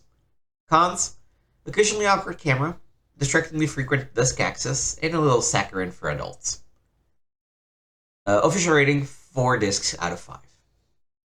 This is interesting. This is a game that I've always, again, fascinated me as a kid, but I don't know how good it actually is. I tried booting it up on my Steam Deck at some point, and I bounced off in like 2 minutes because the controls just felt so awkward. But, we're going to give it another shot in our 60 minutes feature, and, maybe it's better than I thought if I give it actually a full hour. Oh, Abe's Odyssey. One truly entertaining title. There are a few games which can boast as lovable a character as Abe, the star of Oddworld, Abe's Odyssey. Although somewhat less than brilliant and not exactly cute, Abe nevertheless has an endearing quality that easily draws players into this excellent game. Armed with a mysterious psychic force and an 8-word vocabulary, Abe heads out on a mission to save his skin, as well as those of his fellow moodcons on the planet Oddworld. Along the way, he encounters a number of different, wonderfully designed creatures, each with distinct personalities and behavior patterns. It may look like a platform title, but at heart, it is really a puzzle game, one vaguely similar to Interplay's Lost Vikings. Using his limited powers, both mental and physical, a few simple tools, and a lot of patience, Abe must solve a number of quests throughout the game. To do so, he needs to destroy or otherwise distract various enemies using a number of clever tactics and a fair amount of fancy footwork. Although Abe's Odyssey is large enough to be challenging, it comes in easily digestible servings, giving a feeling of satisfaction upon overcoming a particular obstacle without making the entire game seem too simple. Abe's ability to interact with other characters through GameSpeak, hello, hello, follow me, okay, is as ingenious as it is amusing. Add to this the superlative cinematic presentation, beautiful, albeit somewhat dark illustration and animation, and engrossing character presentation, and you have one truly entertaining title. Because this game truly lives up to its odd billing, it would probably best be enjoyed by gamers who appreciate a quirky, read slightly sick, sense of humor. Still, I expect that Abe will become a quick favorite of an unusually diverse audience. Don't miss this. Buck score. Pros, top-notch illustration, challenging puzzles, lots of quirky humor, and lovable characters. Cons, overly dark setting, somewhat repetitive environments, and maybe too challenging for some. Final rating, 4 discs out of 5. Final Fantasy VII. It's finally here. So it's finally here. The most hyped up and talked about and eagerly anticipated role-playing game in console history has finally arrived. I'm talking about Final Fantasy VII, of course, the game that was billed as the greatest RPG of all time before it was ever even released. And the big question, does it live up to the hype? Well, Final Fantasy VII is an absolutely epic in scope.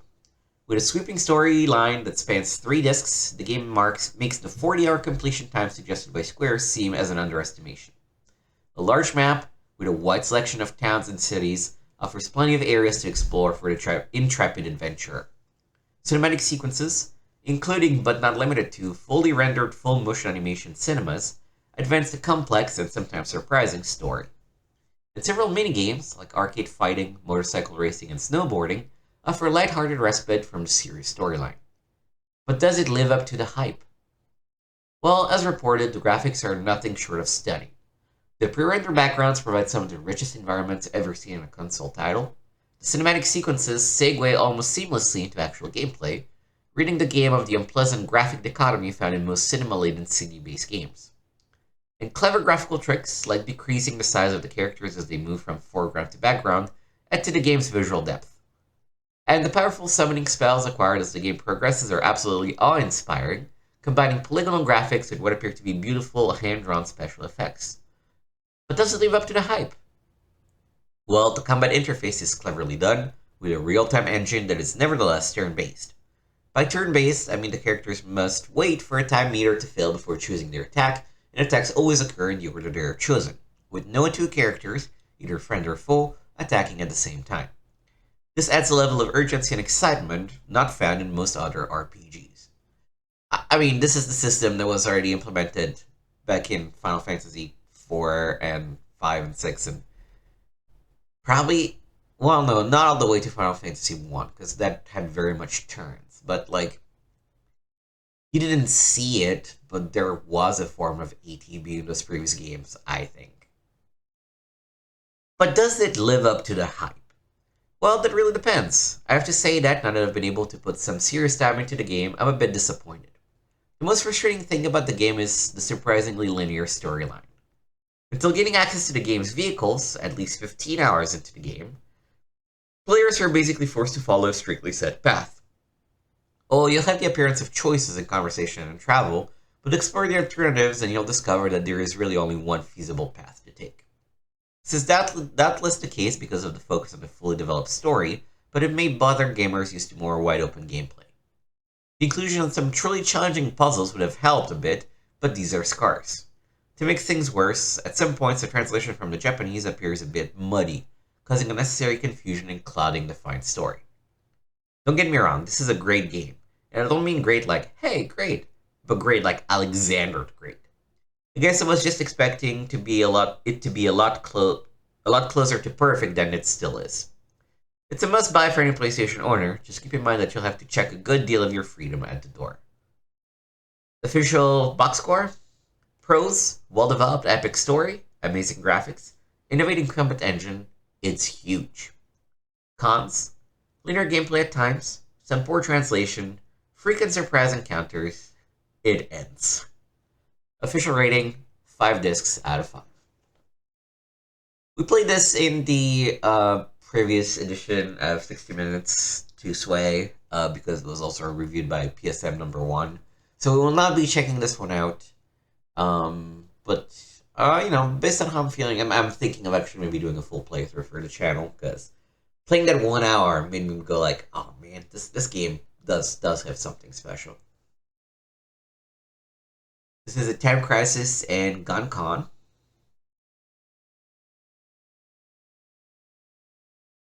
This is a kind of weird ad. Hey kids, get one free in specially marked boxes of Time Crisis. And then there's a worried kid that's looking at the gun con. Hard to tell. MLB 98. This is the Sony joint. An all-around solid baseball title. Although many sports games these days offer a choice between arcade and simulation mode, most of them lean in one direction or the other. MLB 98 is an unusual example of one title that manages to place equal emphasis on both sides. This is a good thing. The flip side of this, however, is that the game does not truly excel in either aspect. The simulation mode is quite comprehensive with a full range of statistics, team management, and other options. Precise pitching controls are enhanced by full control over the outfield and infield, giving players the ability to precisely adjust the fielders depending on the tendencies of the batter. Unfortunately, the batting controls are less precise, which hurts the simulation aspect of the genre. Even when using the batting cursor found in the veteran and all-star modes, it feels like you don't have as much control as you should. Fighting in the arcade mode to make things worse seems almost completely random. Having never played Major League Baseball myself, I'm not certain whether real batters have more control than this, but as a game player, I like to rely more on skill and less on luck. Where this game does excel in its Major League accuracy. The parks are fitfully reproduced down to the green tinge of the down vision screens, and the players, although represented by a single universal polygonal model, are realistic in terms of their statistics and performance. Artificial intelligence is adequate, if not mind-blowing, but the game does suffer from the same strange kind of bugs found in many other baseball titles. For example, a batter once popped a ball foul off of my pitcher, which was caught up by the catcher, ringing up an out. When the catcher stepped back on home plate, however, the game registered another out. I guess baseball titles must be hard to bug test. Nevertheless, this is an all-around solid baseball title. Box score: pros, realistic teams and stadiums, comprehensive simulation mode, refreshingly simple arcade mode, decent artificial intelligence. Cons: imprecise batting controls, stiff jerky animations, and no real practice mode. Final score: 3 discs out of 5. Treasures of the Deep. Something like a wet Tomb Raider. It's dark, really dark. Darker than it gets topside. Quiet, too. You strain your senses trying to distinguish shapes in the feeble glow of your dive light, hoping to avoid the sharp rock formations that project from the ceiling of the submerged cave off the coast of Central America. Suddenly, your light hits upon a flat stone wall, intricately carved in the Aztec style. A door, no doubt. As you explore the edges, you notice a paddle wheel contraption off the side. In a moment of inspiration, you shoot the paddle with your spear gun. It spins, sliding the door silently upward. You streak inside just before it comes crashing back down. As the underwater world returns to its natural silence, you notice a pair of very large eyes hovering before you and realize that this is going to be a very bad day. Treasures of the Deep manages to capture the feeling of diving underwater like no other game has. Using cleverly designed levels, a cinematic musical score, and a wide range of underwater hazards, the game brings the adventure and the danger of scuba diving safely to your living room.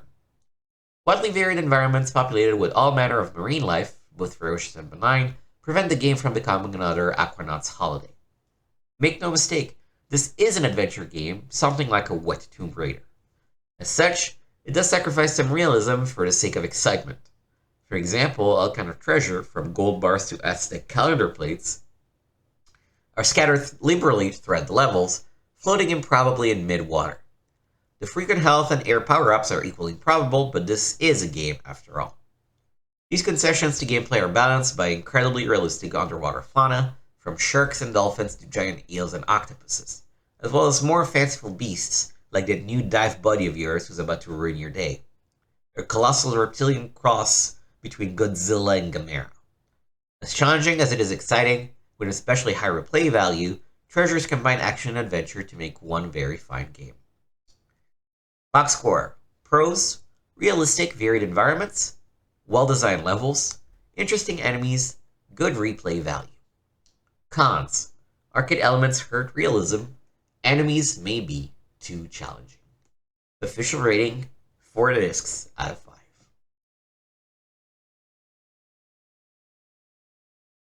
Bottom of the ninth, 97. Solid, clean, and most importantly, fun.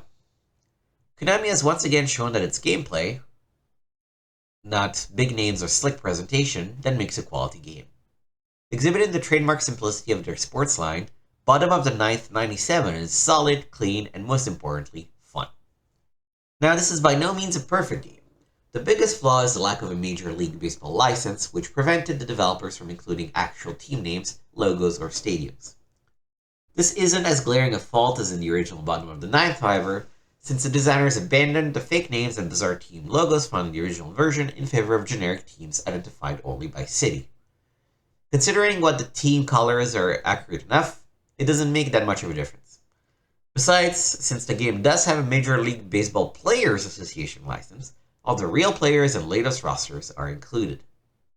Other minor problems include an overlong and somewhat jerky camera pan before every new batter, horrible texture map player faces which are nothing short of frightening, and confused stadium crowds. It doesn't seem to matter which is the home team, they cheer for either one seemingly at random. Fortunately, this game's strengths help far outweigh its weaknesses. The most innovative feature is a scenario mode which puts players in an especially challenging game situation, like playing at the start of the 12th inning in a game tied at 0. You'll have to contend with extremely fatigued players who are much more likely to flub a throw or miss a catch. Any scorer is likely to end the game, and with the teams in the condition they are, scoring is extremely likely. 19 other scenarios prove as challenging.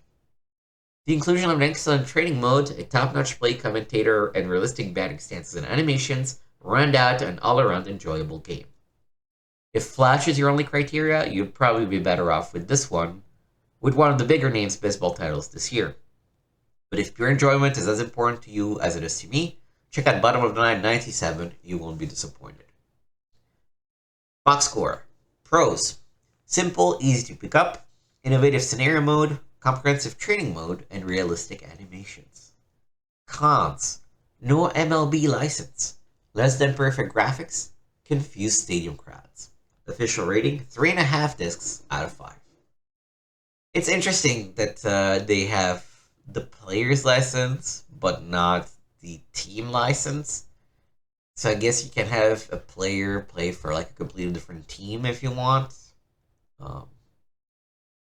Rights can be so weird. I was also wondering if Bottom of the Ninth, if this was maybe like Bottom of the Ninth 97.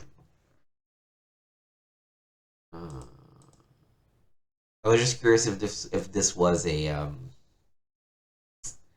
what you call it, a spin-off of one of Konami's other series, but it doesn't look like it. Yeah. All right.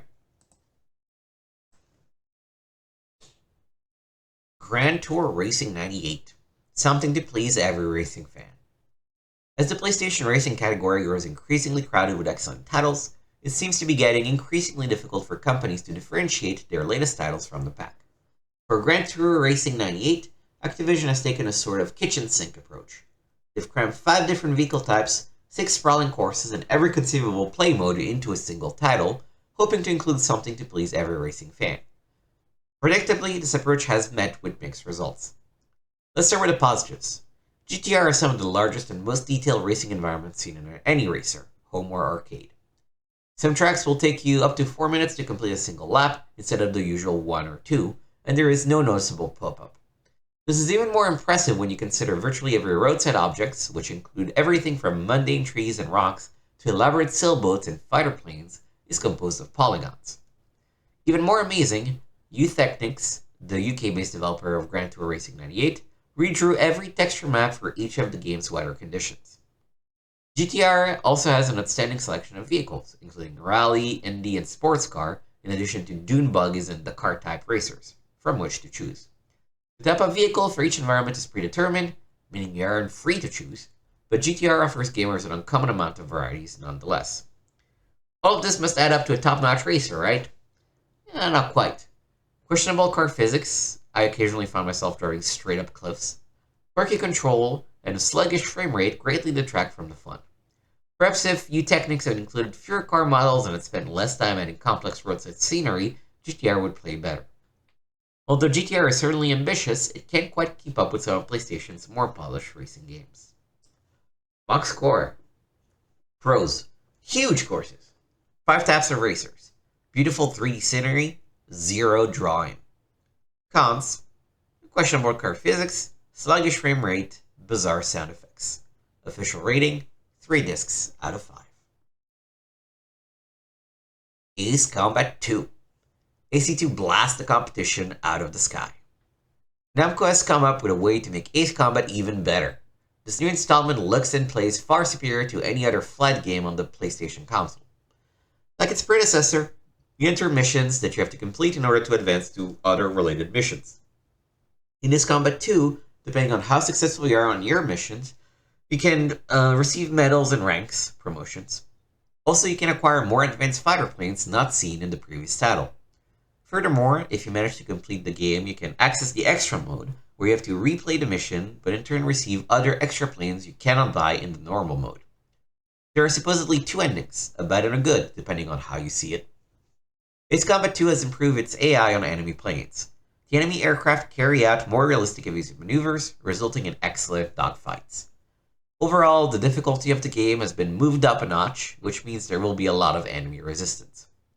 Not only do you have the enemy aircraft to worry about, but there are more ground units like tanks, missile launchers, and guns that you also have to destroy. Unlike its predecessor, there is another option you can take to ease up the flak from below or the firepower from other enemy planes.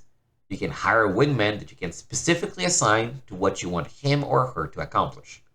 For example, you can assign your wingman to stay at your side or fly ahead of you, taking out any enemy fighters or ground troops that pose a threat to your mission. It doesn't hurt to have some help covering your butt, so I highly recommend having a wingman, especially when entering missions deep in enemy territory. The controls are excellent, tighter and more responsive than before.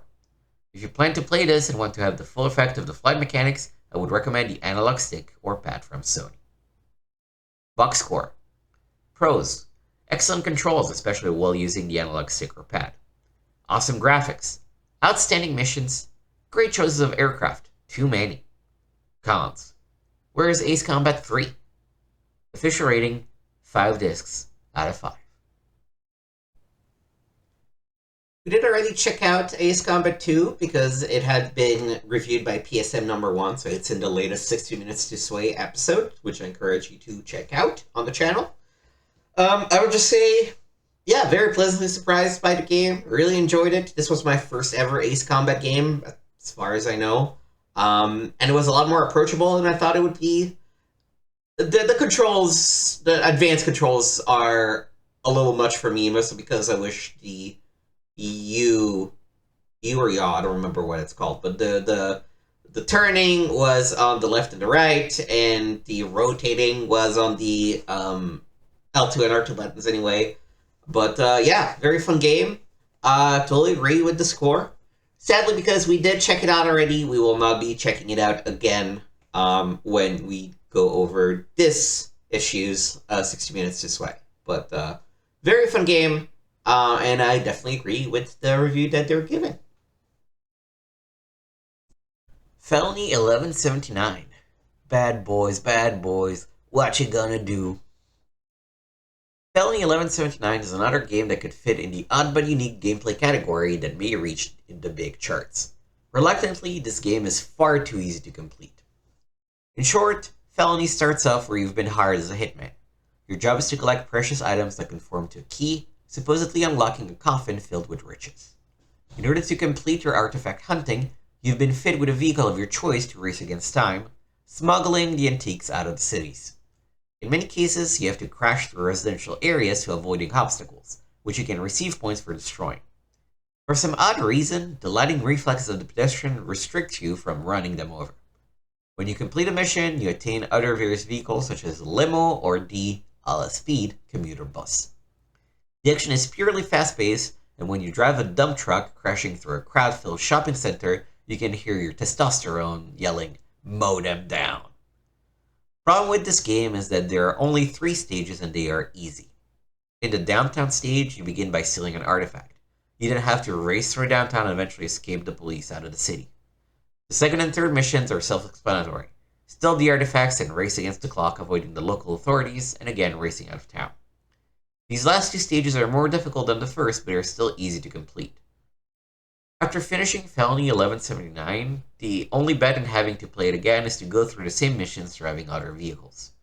If you're generally interested in the racing, you can enter the time attack mode and see if you're good enough to beat the record times on each stage. Enter the setting mode and customize your car settings, handling, suspension, and so forth. You can then test your modified vehicle on a whole different enclosed track. What this game needs is more tracks and difficulty to make it a must-buy. Box score. Pros. Able to drive a commuter bus through a shopping center. Great racing perspective, great speed, cool background of tracks. Cons. Too easy and there are only 3 missions to complete. Can't drive over the pedestrians. Official rating, 3 discs out of 5. Porsche Challenge. Test your skills at Stuttgart. With hits such as Ridge Racer, Wipeout, and Jet Moto, the PlayStation is regarded by most gamers as their racing platform of choice. As the first third-generation racing titles for the system begin to emerge, it's clear that PlayStation is in no danger of losing its racing crown anytime in the near future. A fun example of this next wave of racing games is Porsche Challenge. Developed by Sony UK, Porsche Challenge puts the player beyond the wheels of Porsche's first all-new car model in 18 years, the Boxster. Players begin by choosing one of 6 unique drivers, then it's off to the track. Porsche Challenge spans 4 diverse racing environments with over 20 different track combinations. You can even test your skills at Stuttgart, Porsche's official test track, where actual Boxsters were put through their paces through the car's infancy. What sets Porsche Challenge apart from its pack is its uncannily realistic cars. Each car is beautifully Goro shaded and light sourced, giving them a photorealistic look.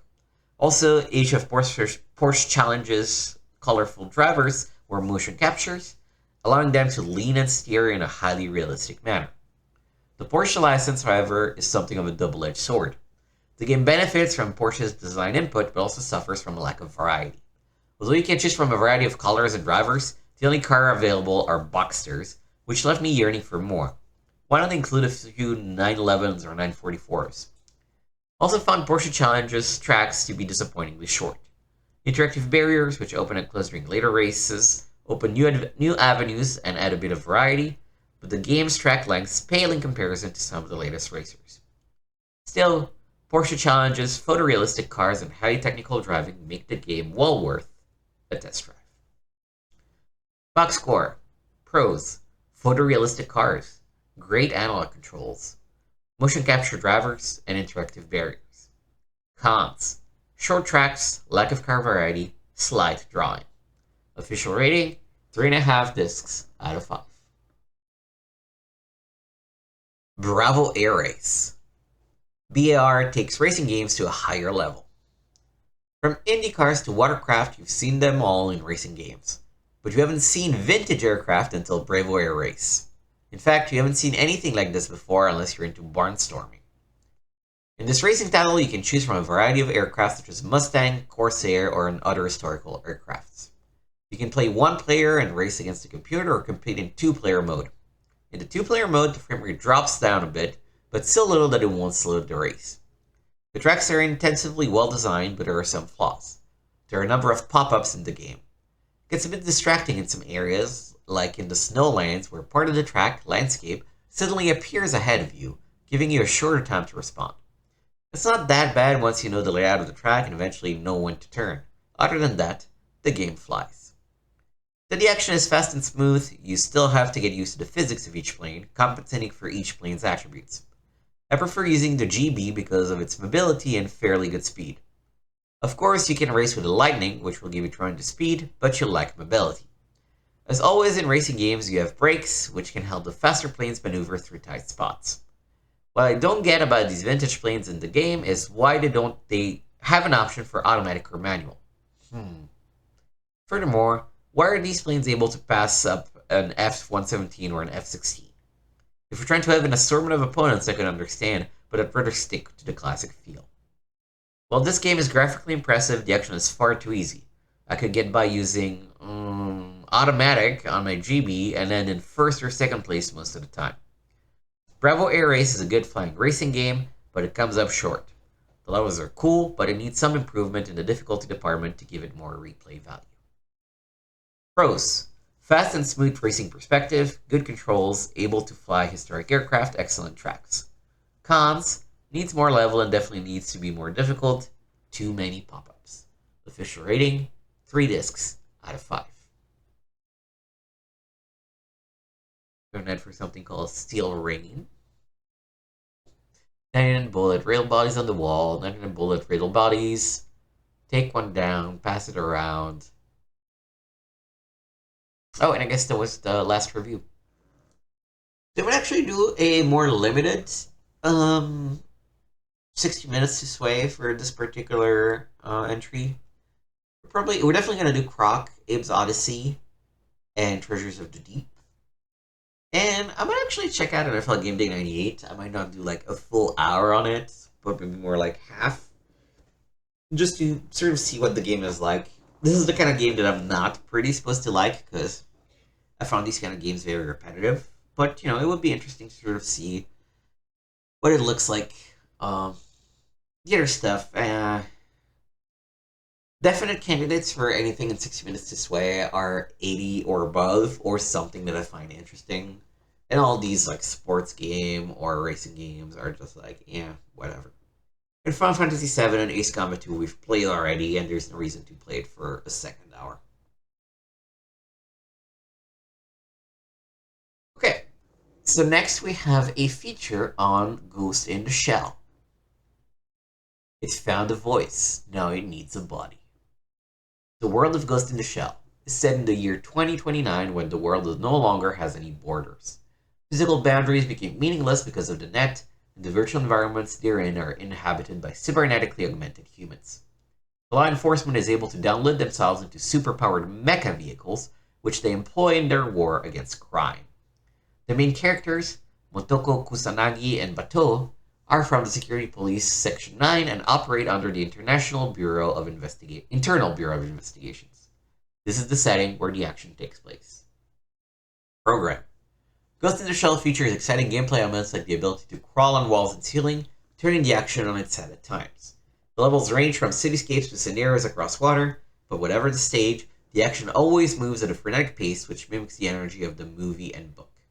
We went to the game's producer to get the inside details on how to end up bringing their work to the PlayStation.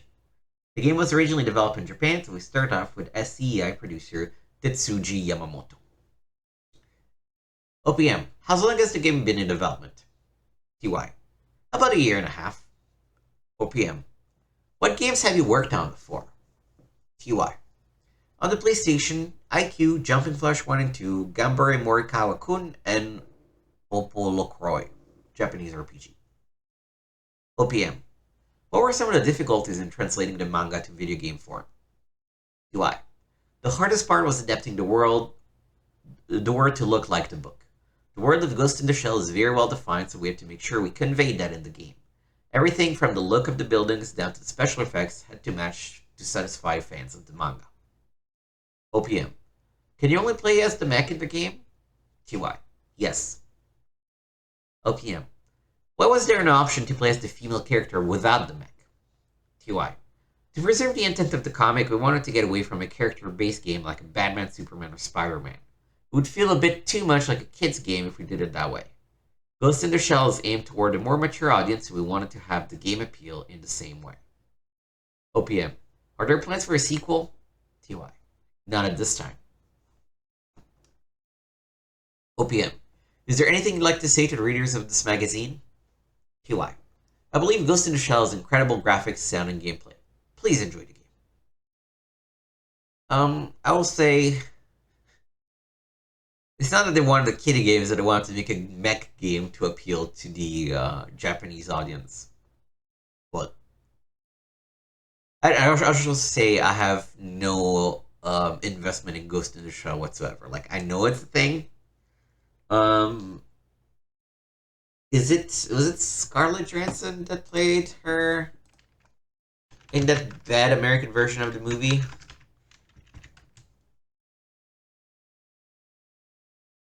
Ghost in the Shell. No, this was okay. No, this is an anime movie.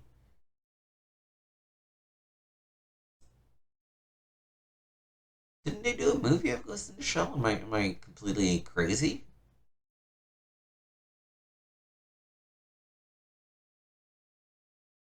No. Okay, there was one. Yep, Scarlett Johansson. That's what I thought.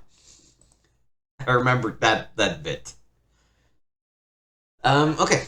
THQ will be handling the localization of the game from the Japanese version, and in charge of overseeing things is Don Nauert. OPM.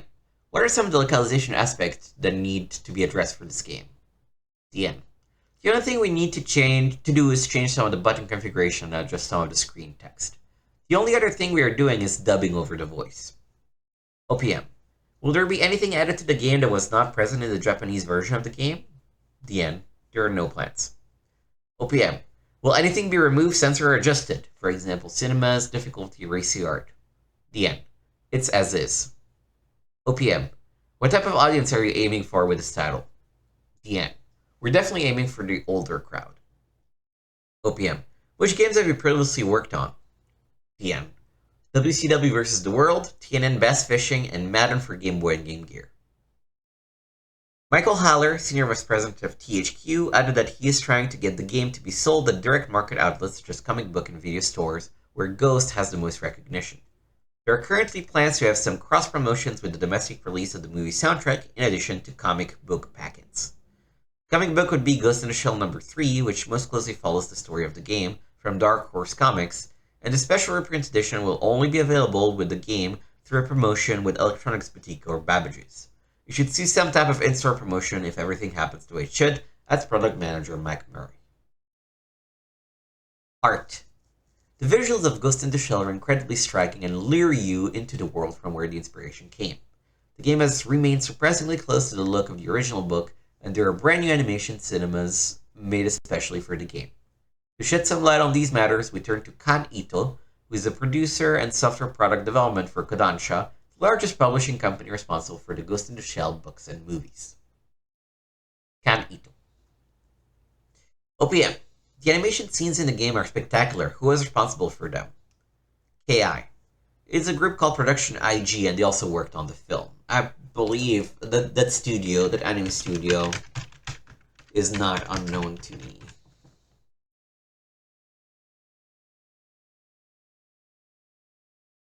What did they do?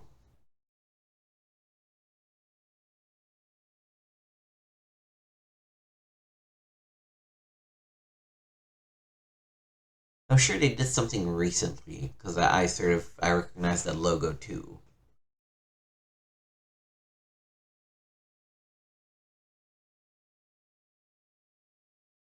They did the fully sequels. Haikyuu is probably their best known title, but Psycho Pass I think probably a close second.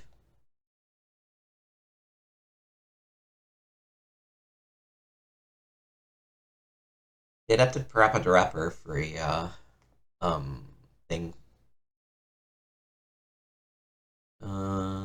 Films. They did the animation for the Kill Bill Volume 1, The Origin of Oren. That's cool.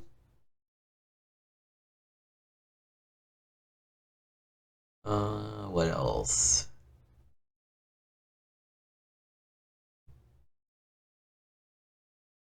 Yeah, no. I guess that's it. It's Haikyuu. I feel like I knew them from something else, but that doesn't seem to be the case. OPM. The film has such a different look than the scenes from the game. Why is that? KI. The main difference is that the director in charge has changed. The use of computer technology is more evident in this version. OPM. Was the creator of Ghost in the Shell, Masami Shiro, involved in designing the process? KI. Yes, he designed all the characters and mechs specifically for the game. There were other artists involved, but he is still the main source. Ghost in the Shell video store. The movie version is still gaining new audiences with the initial theatrical run gaining rave reviews from mainstream critics.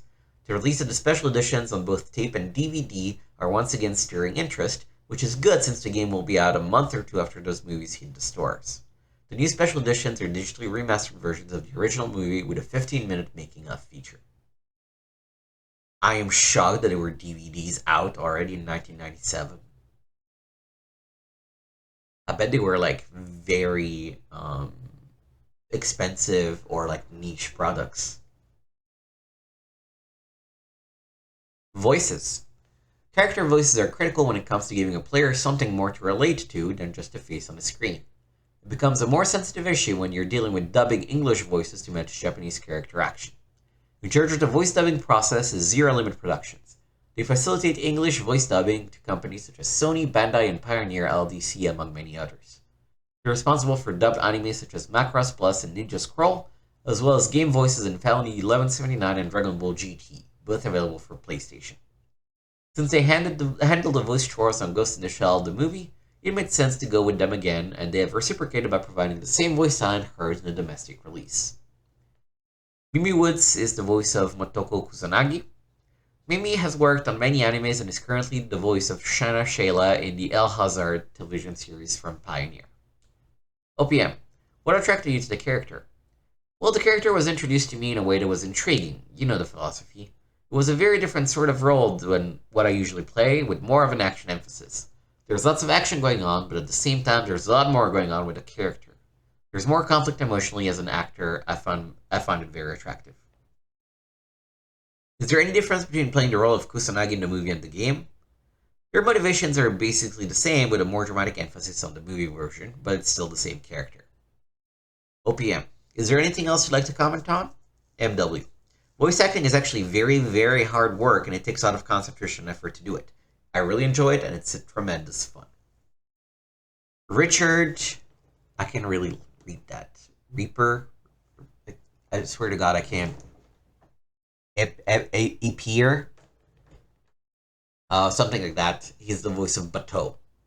Richard is a veteran stage and voiceover actor whom many will recognize as the voice of Lunk and Ben Dixon in the original Robotech series. OPM. You also did the voice of Bateau in the English dub version of Ghost in the Shell movie. Ari. Yes. OPM. What do you like about the character? Ari. I like him very much. He has a really cool character and I really related to him. I've played on camera and in voiceovers a lot of characters like this guy. A tough cop, a no-nonsense cop, but he has a lot of heart inside. OPM. What was the most interesting thing to you in this project? Ari. What I find the most interesting is I think this guy falls in love with a female character who is the cyborg. He's the tough guy who's all business yet has this soft spot. She feels that missing spot. From that perspective, it's interesting. That's a terrible comment. It's just very little depth to his interpretation of this character. I know nothing about this anime, but I can tell you that that's very shallow interpretation. Also, there's some pretty racy art on the left side there. Damn. Yeah, this is a feature that I'm not sure why we got it. Maybe this is something that the Japanese version of Sony tried to push onto the magazine to be like, yo, make sure you cover this because we developed it. Even though we're not publishing it, we developed it, so we wanted to do well. But, uh, and then we get into the walkthroughs. So this also has a Final Fantasy VII strategy thing, but instead Of being a direct walkthrough of disc one or someplace. It's just a series of tips and things.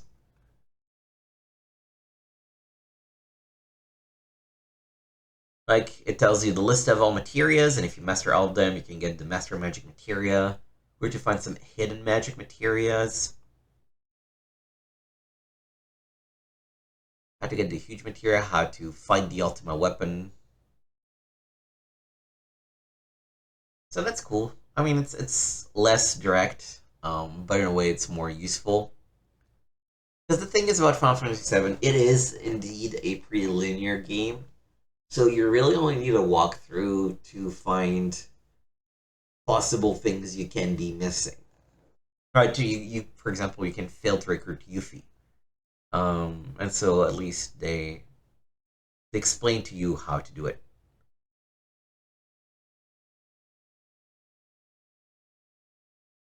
Or how to find Vincent too. Odds and ends. The final encounter.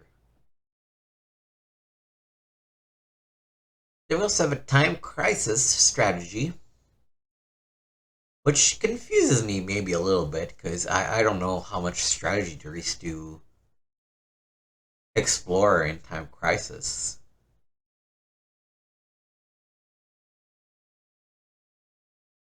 It looks like there's a flowcharts of various areas.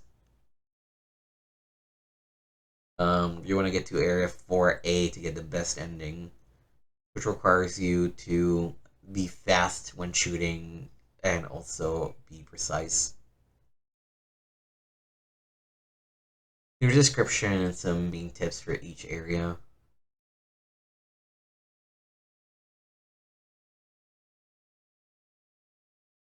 List of the hotel's breakable objects and their respective point values. And then, of course, we get to pages and pages of tricks and cheats and things like that. Level skip cheat for Tomb Raider. There's a hidden game in Namco Museum. Cheats for Jet Moto. Man, cheats. Cheats used to be a cool thing.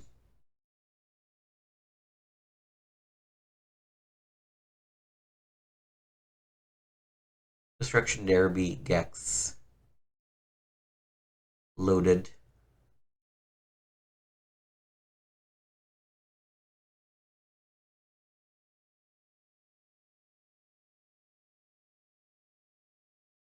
Raiden Project, Ridge Racer. Well, I guess they are listed in alphabetical or, well, sort of. Oh, so Trickster Trade is the new. Then Trickster Archive is the monthly collection, starting with the earliest releases first. I don't know what they're planning on doing with this because this is going to become like 300 pages by the end of the year. But I guess, people stop wanting to play Street Fighter the movie. Gadgets, electronics, arts, and recreation. Gear. So we can read about audio stuff, TVs, steering wheels, Gribsy.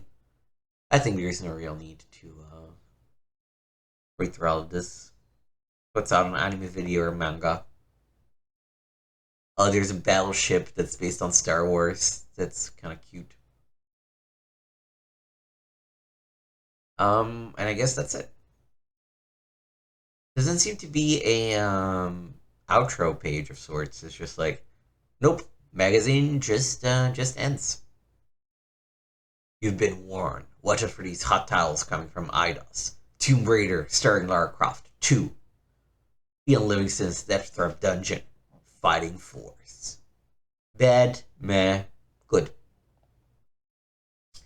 Yeah, and so that was OPM issue number 1.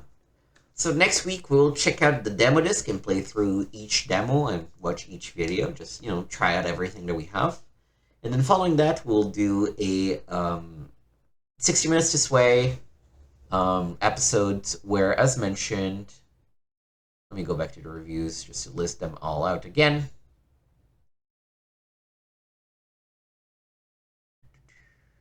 reviews. We're gonna do NFL Game Day as sort of a bonus. We're definitely gonna do Croc, Ib's Odyssey, and Treasures of the Deep. So, pretty excited about checking out all of those games. Um, Comparison between OPM and PSM. I think I like OPM more at this point.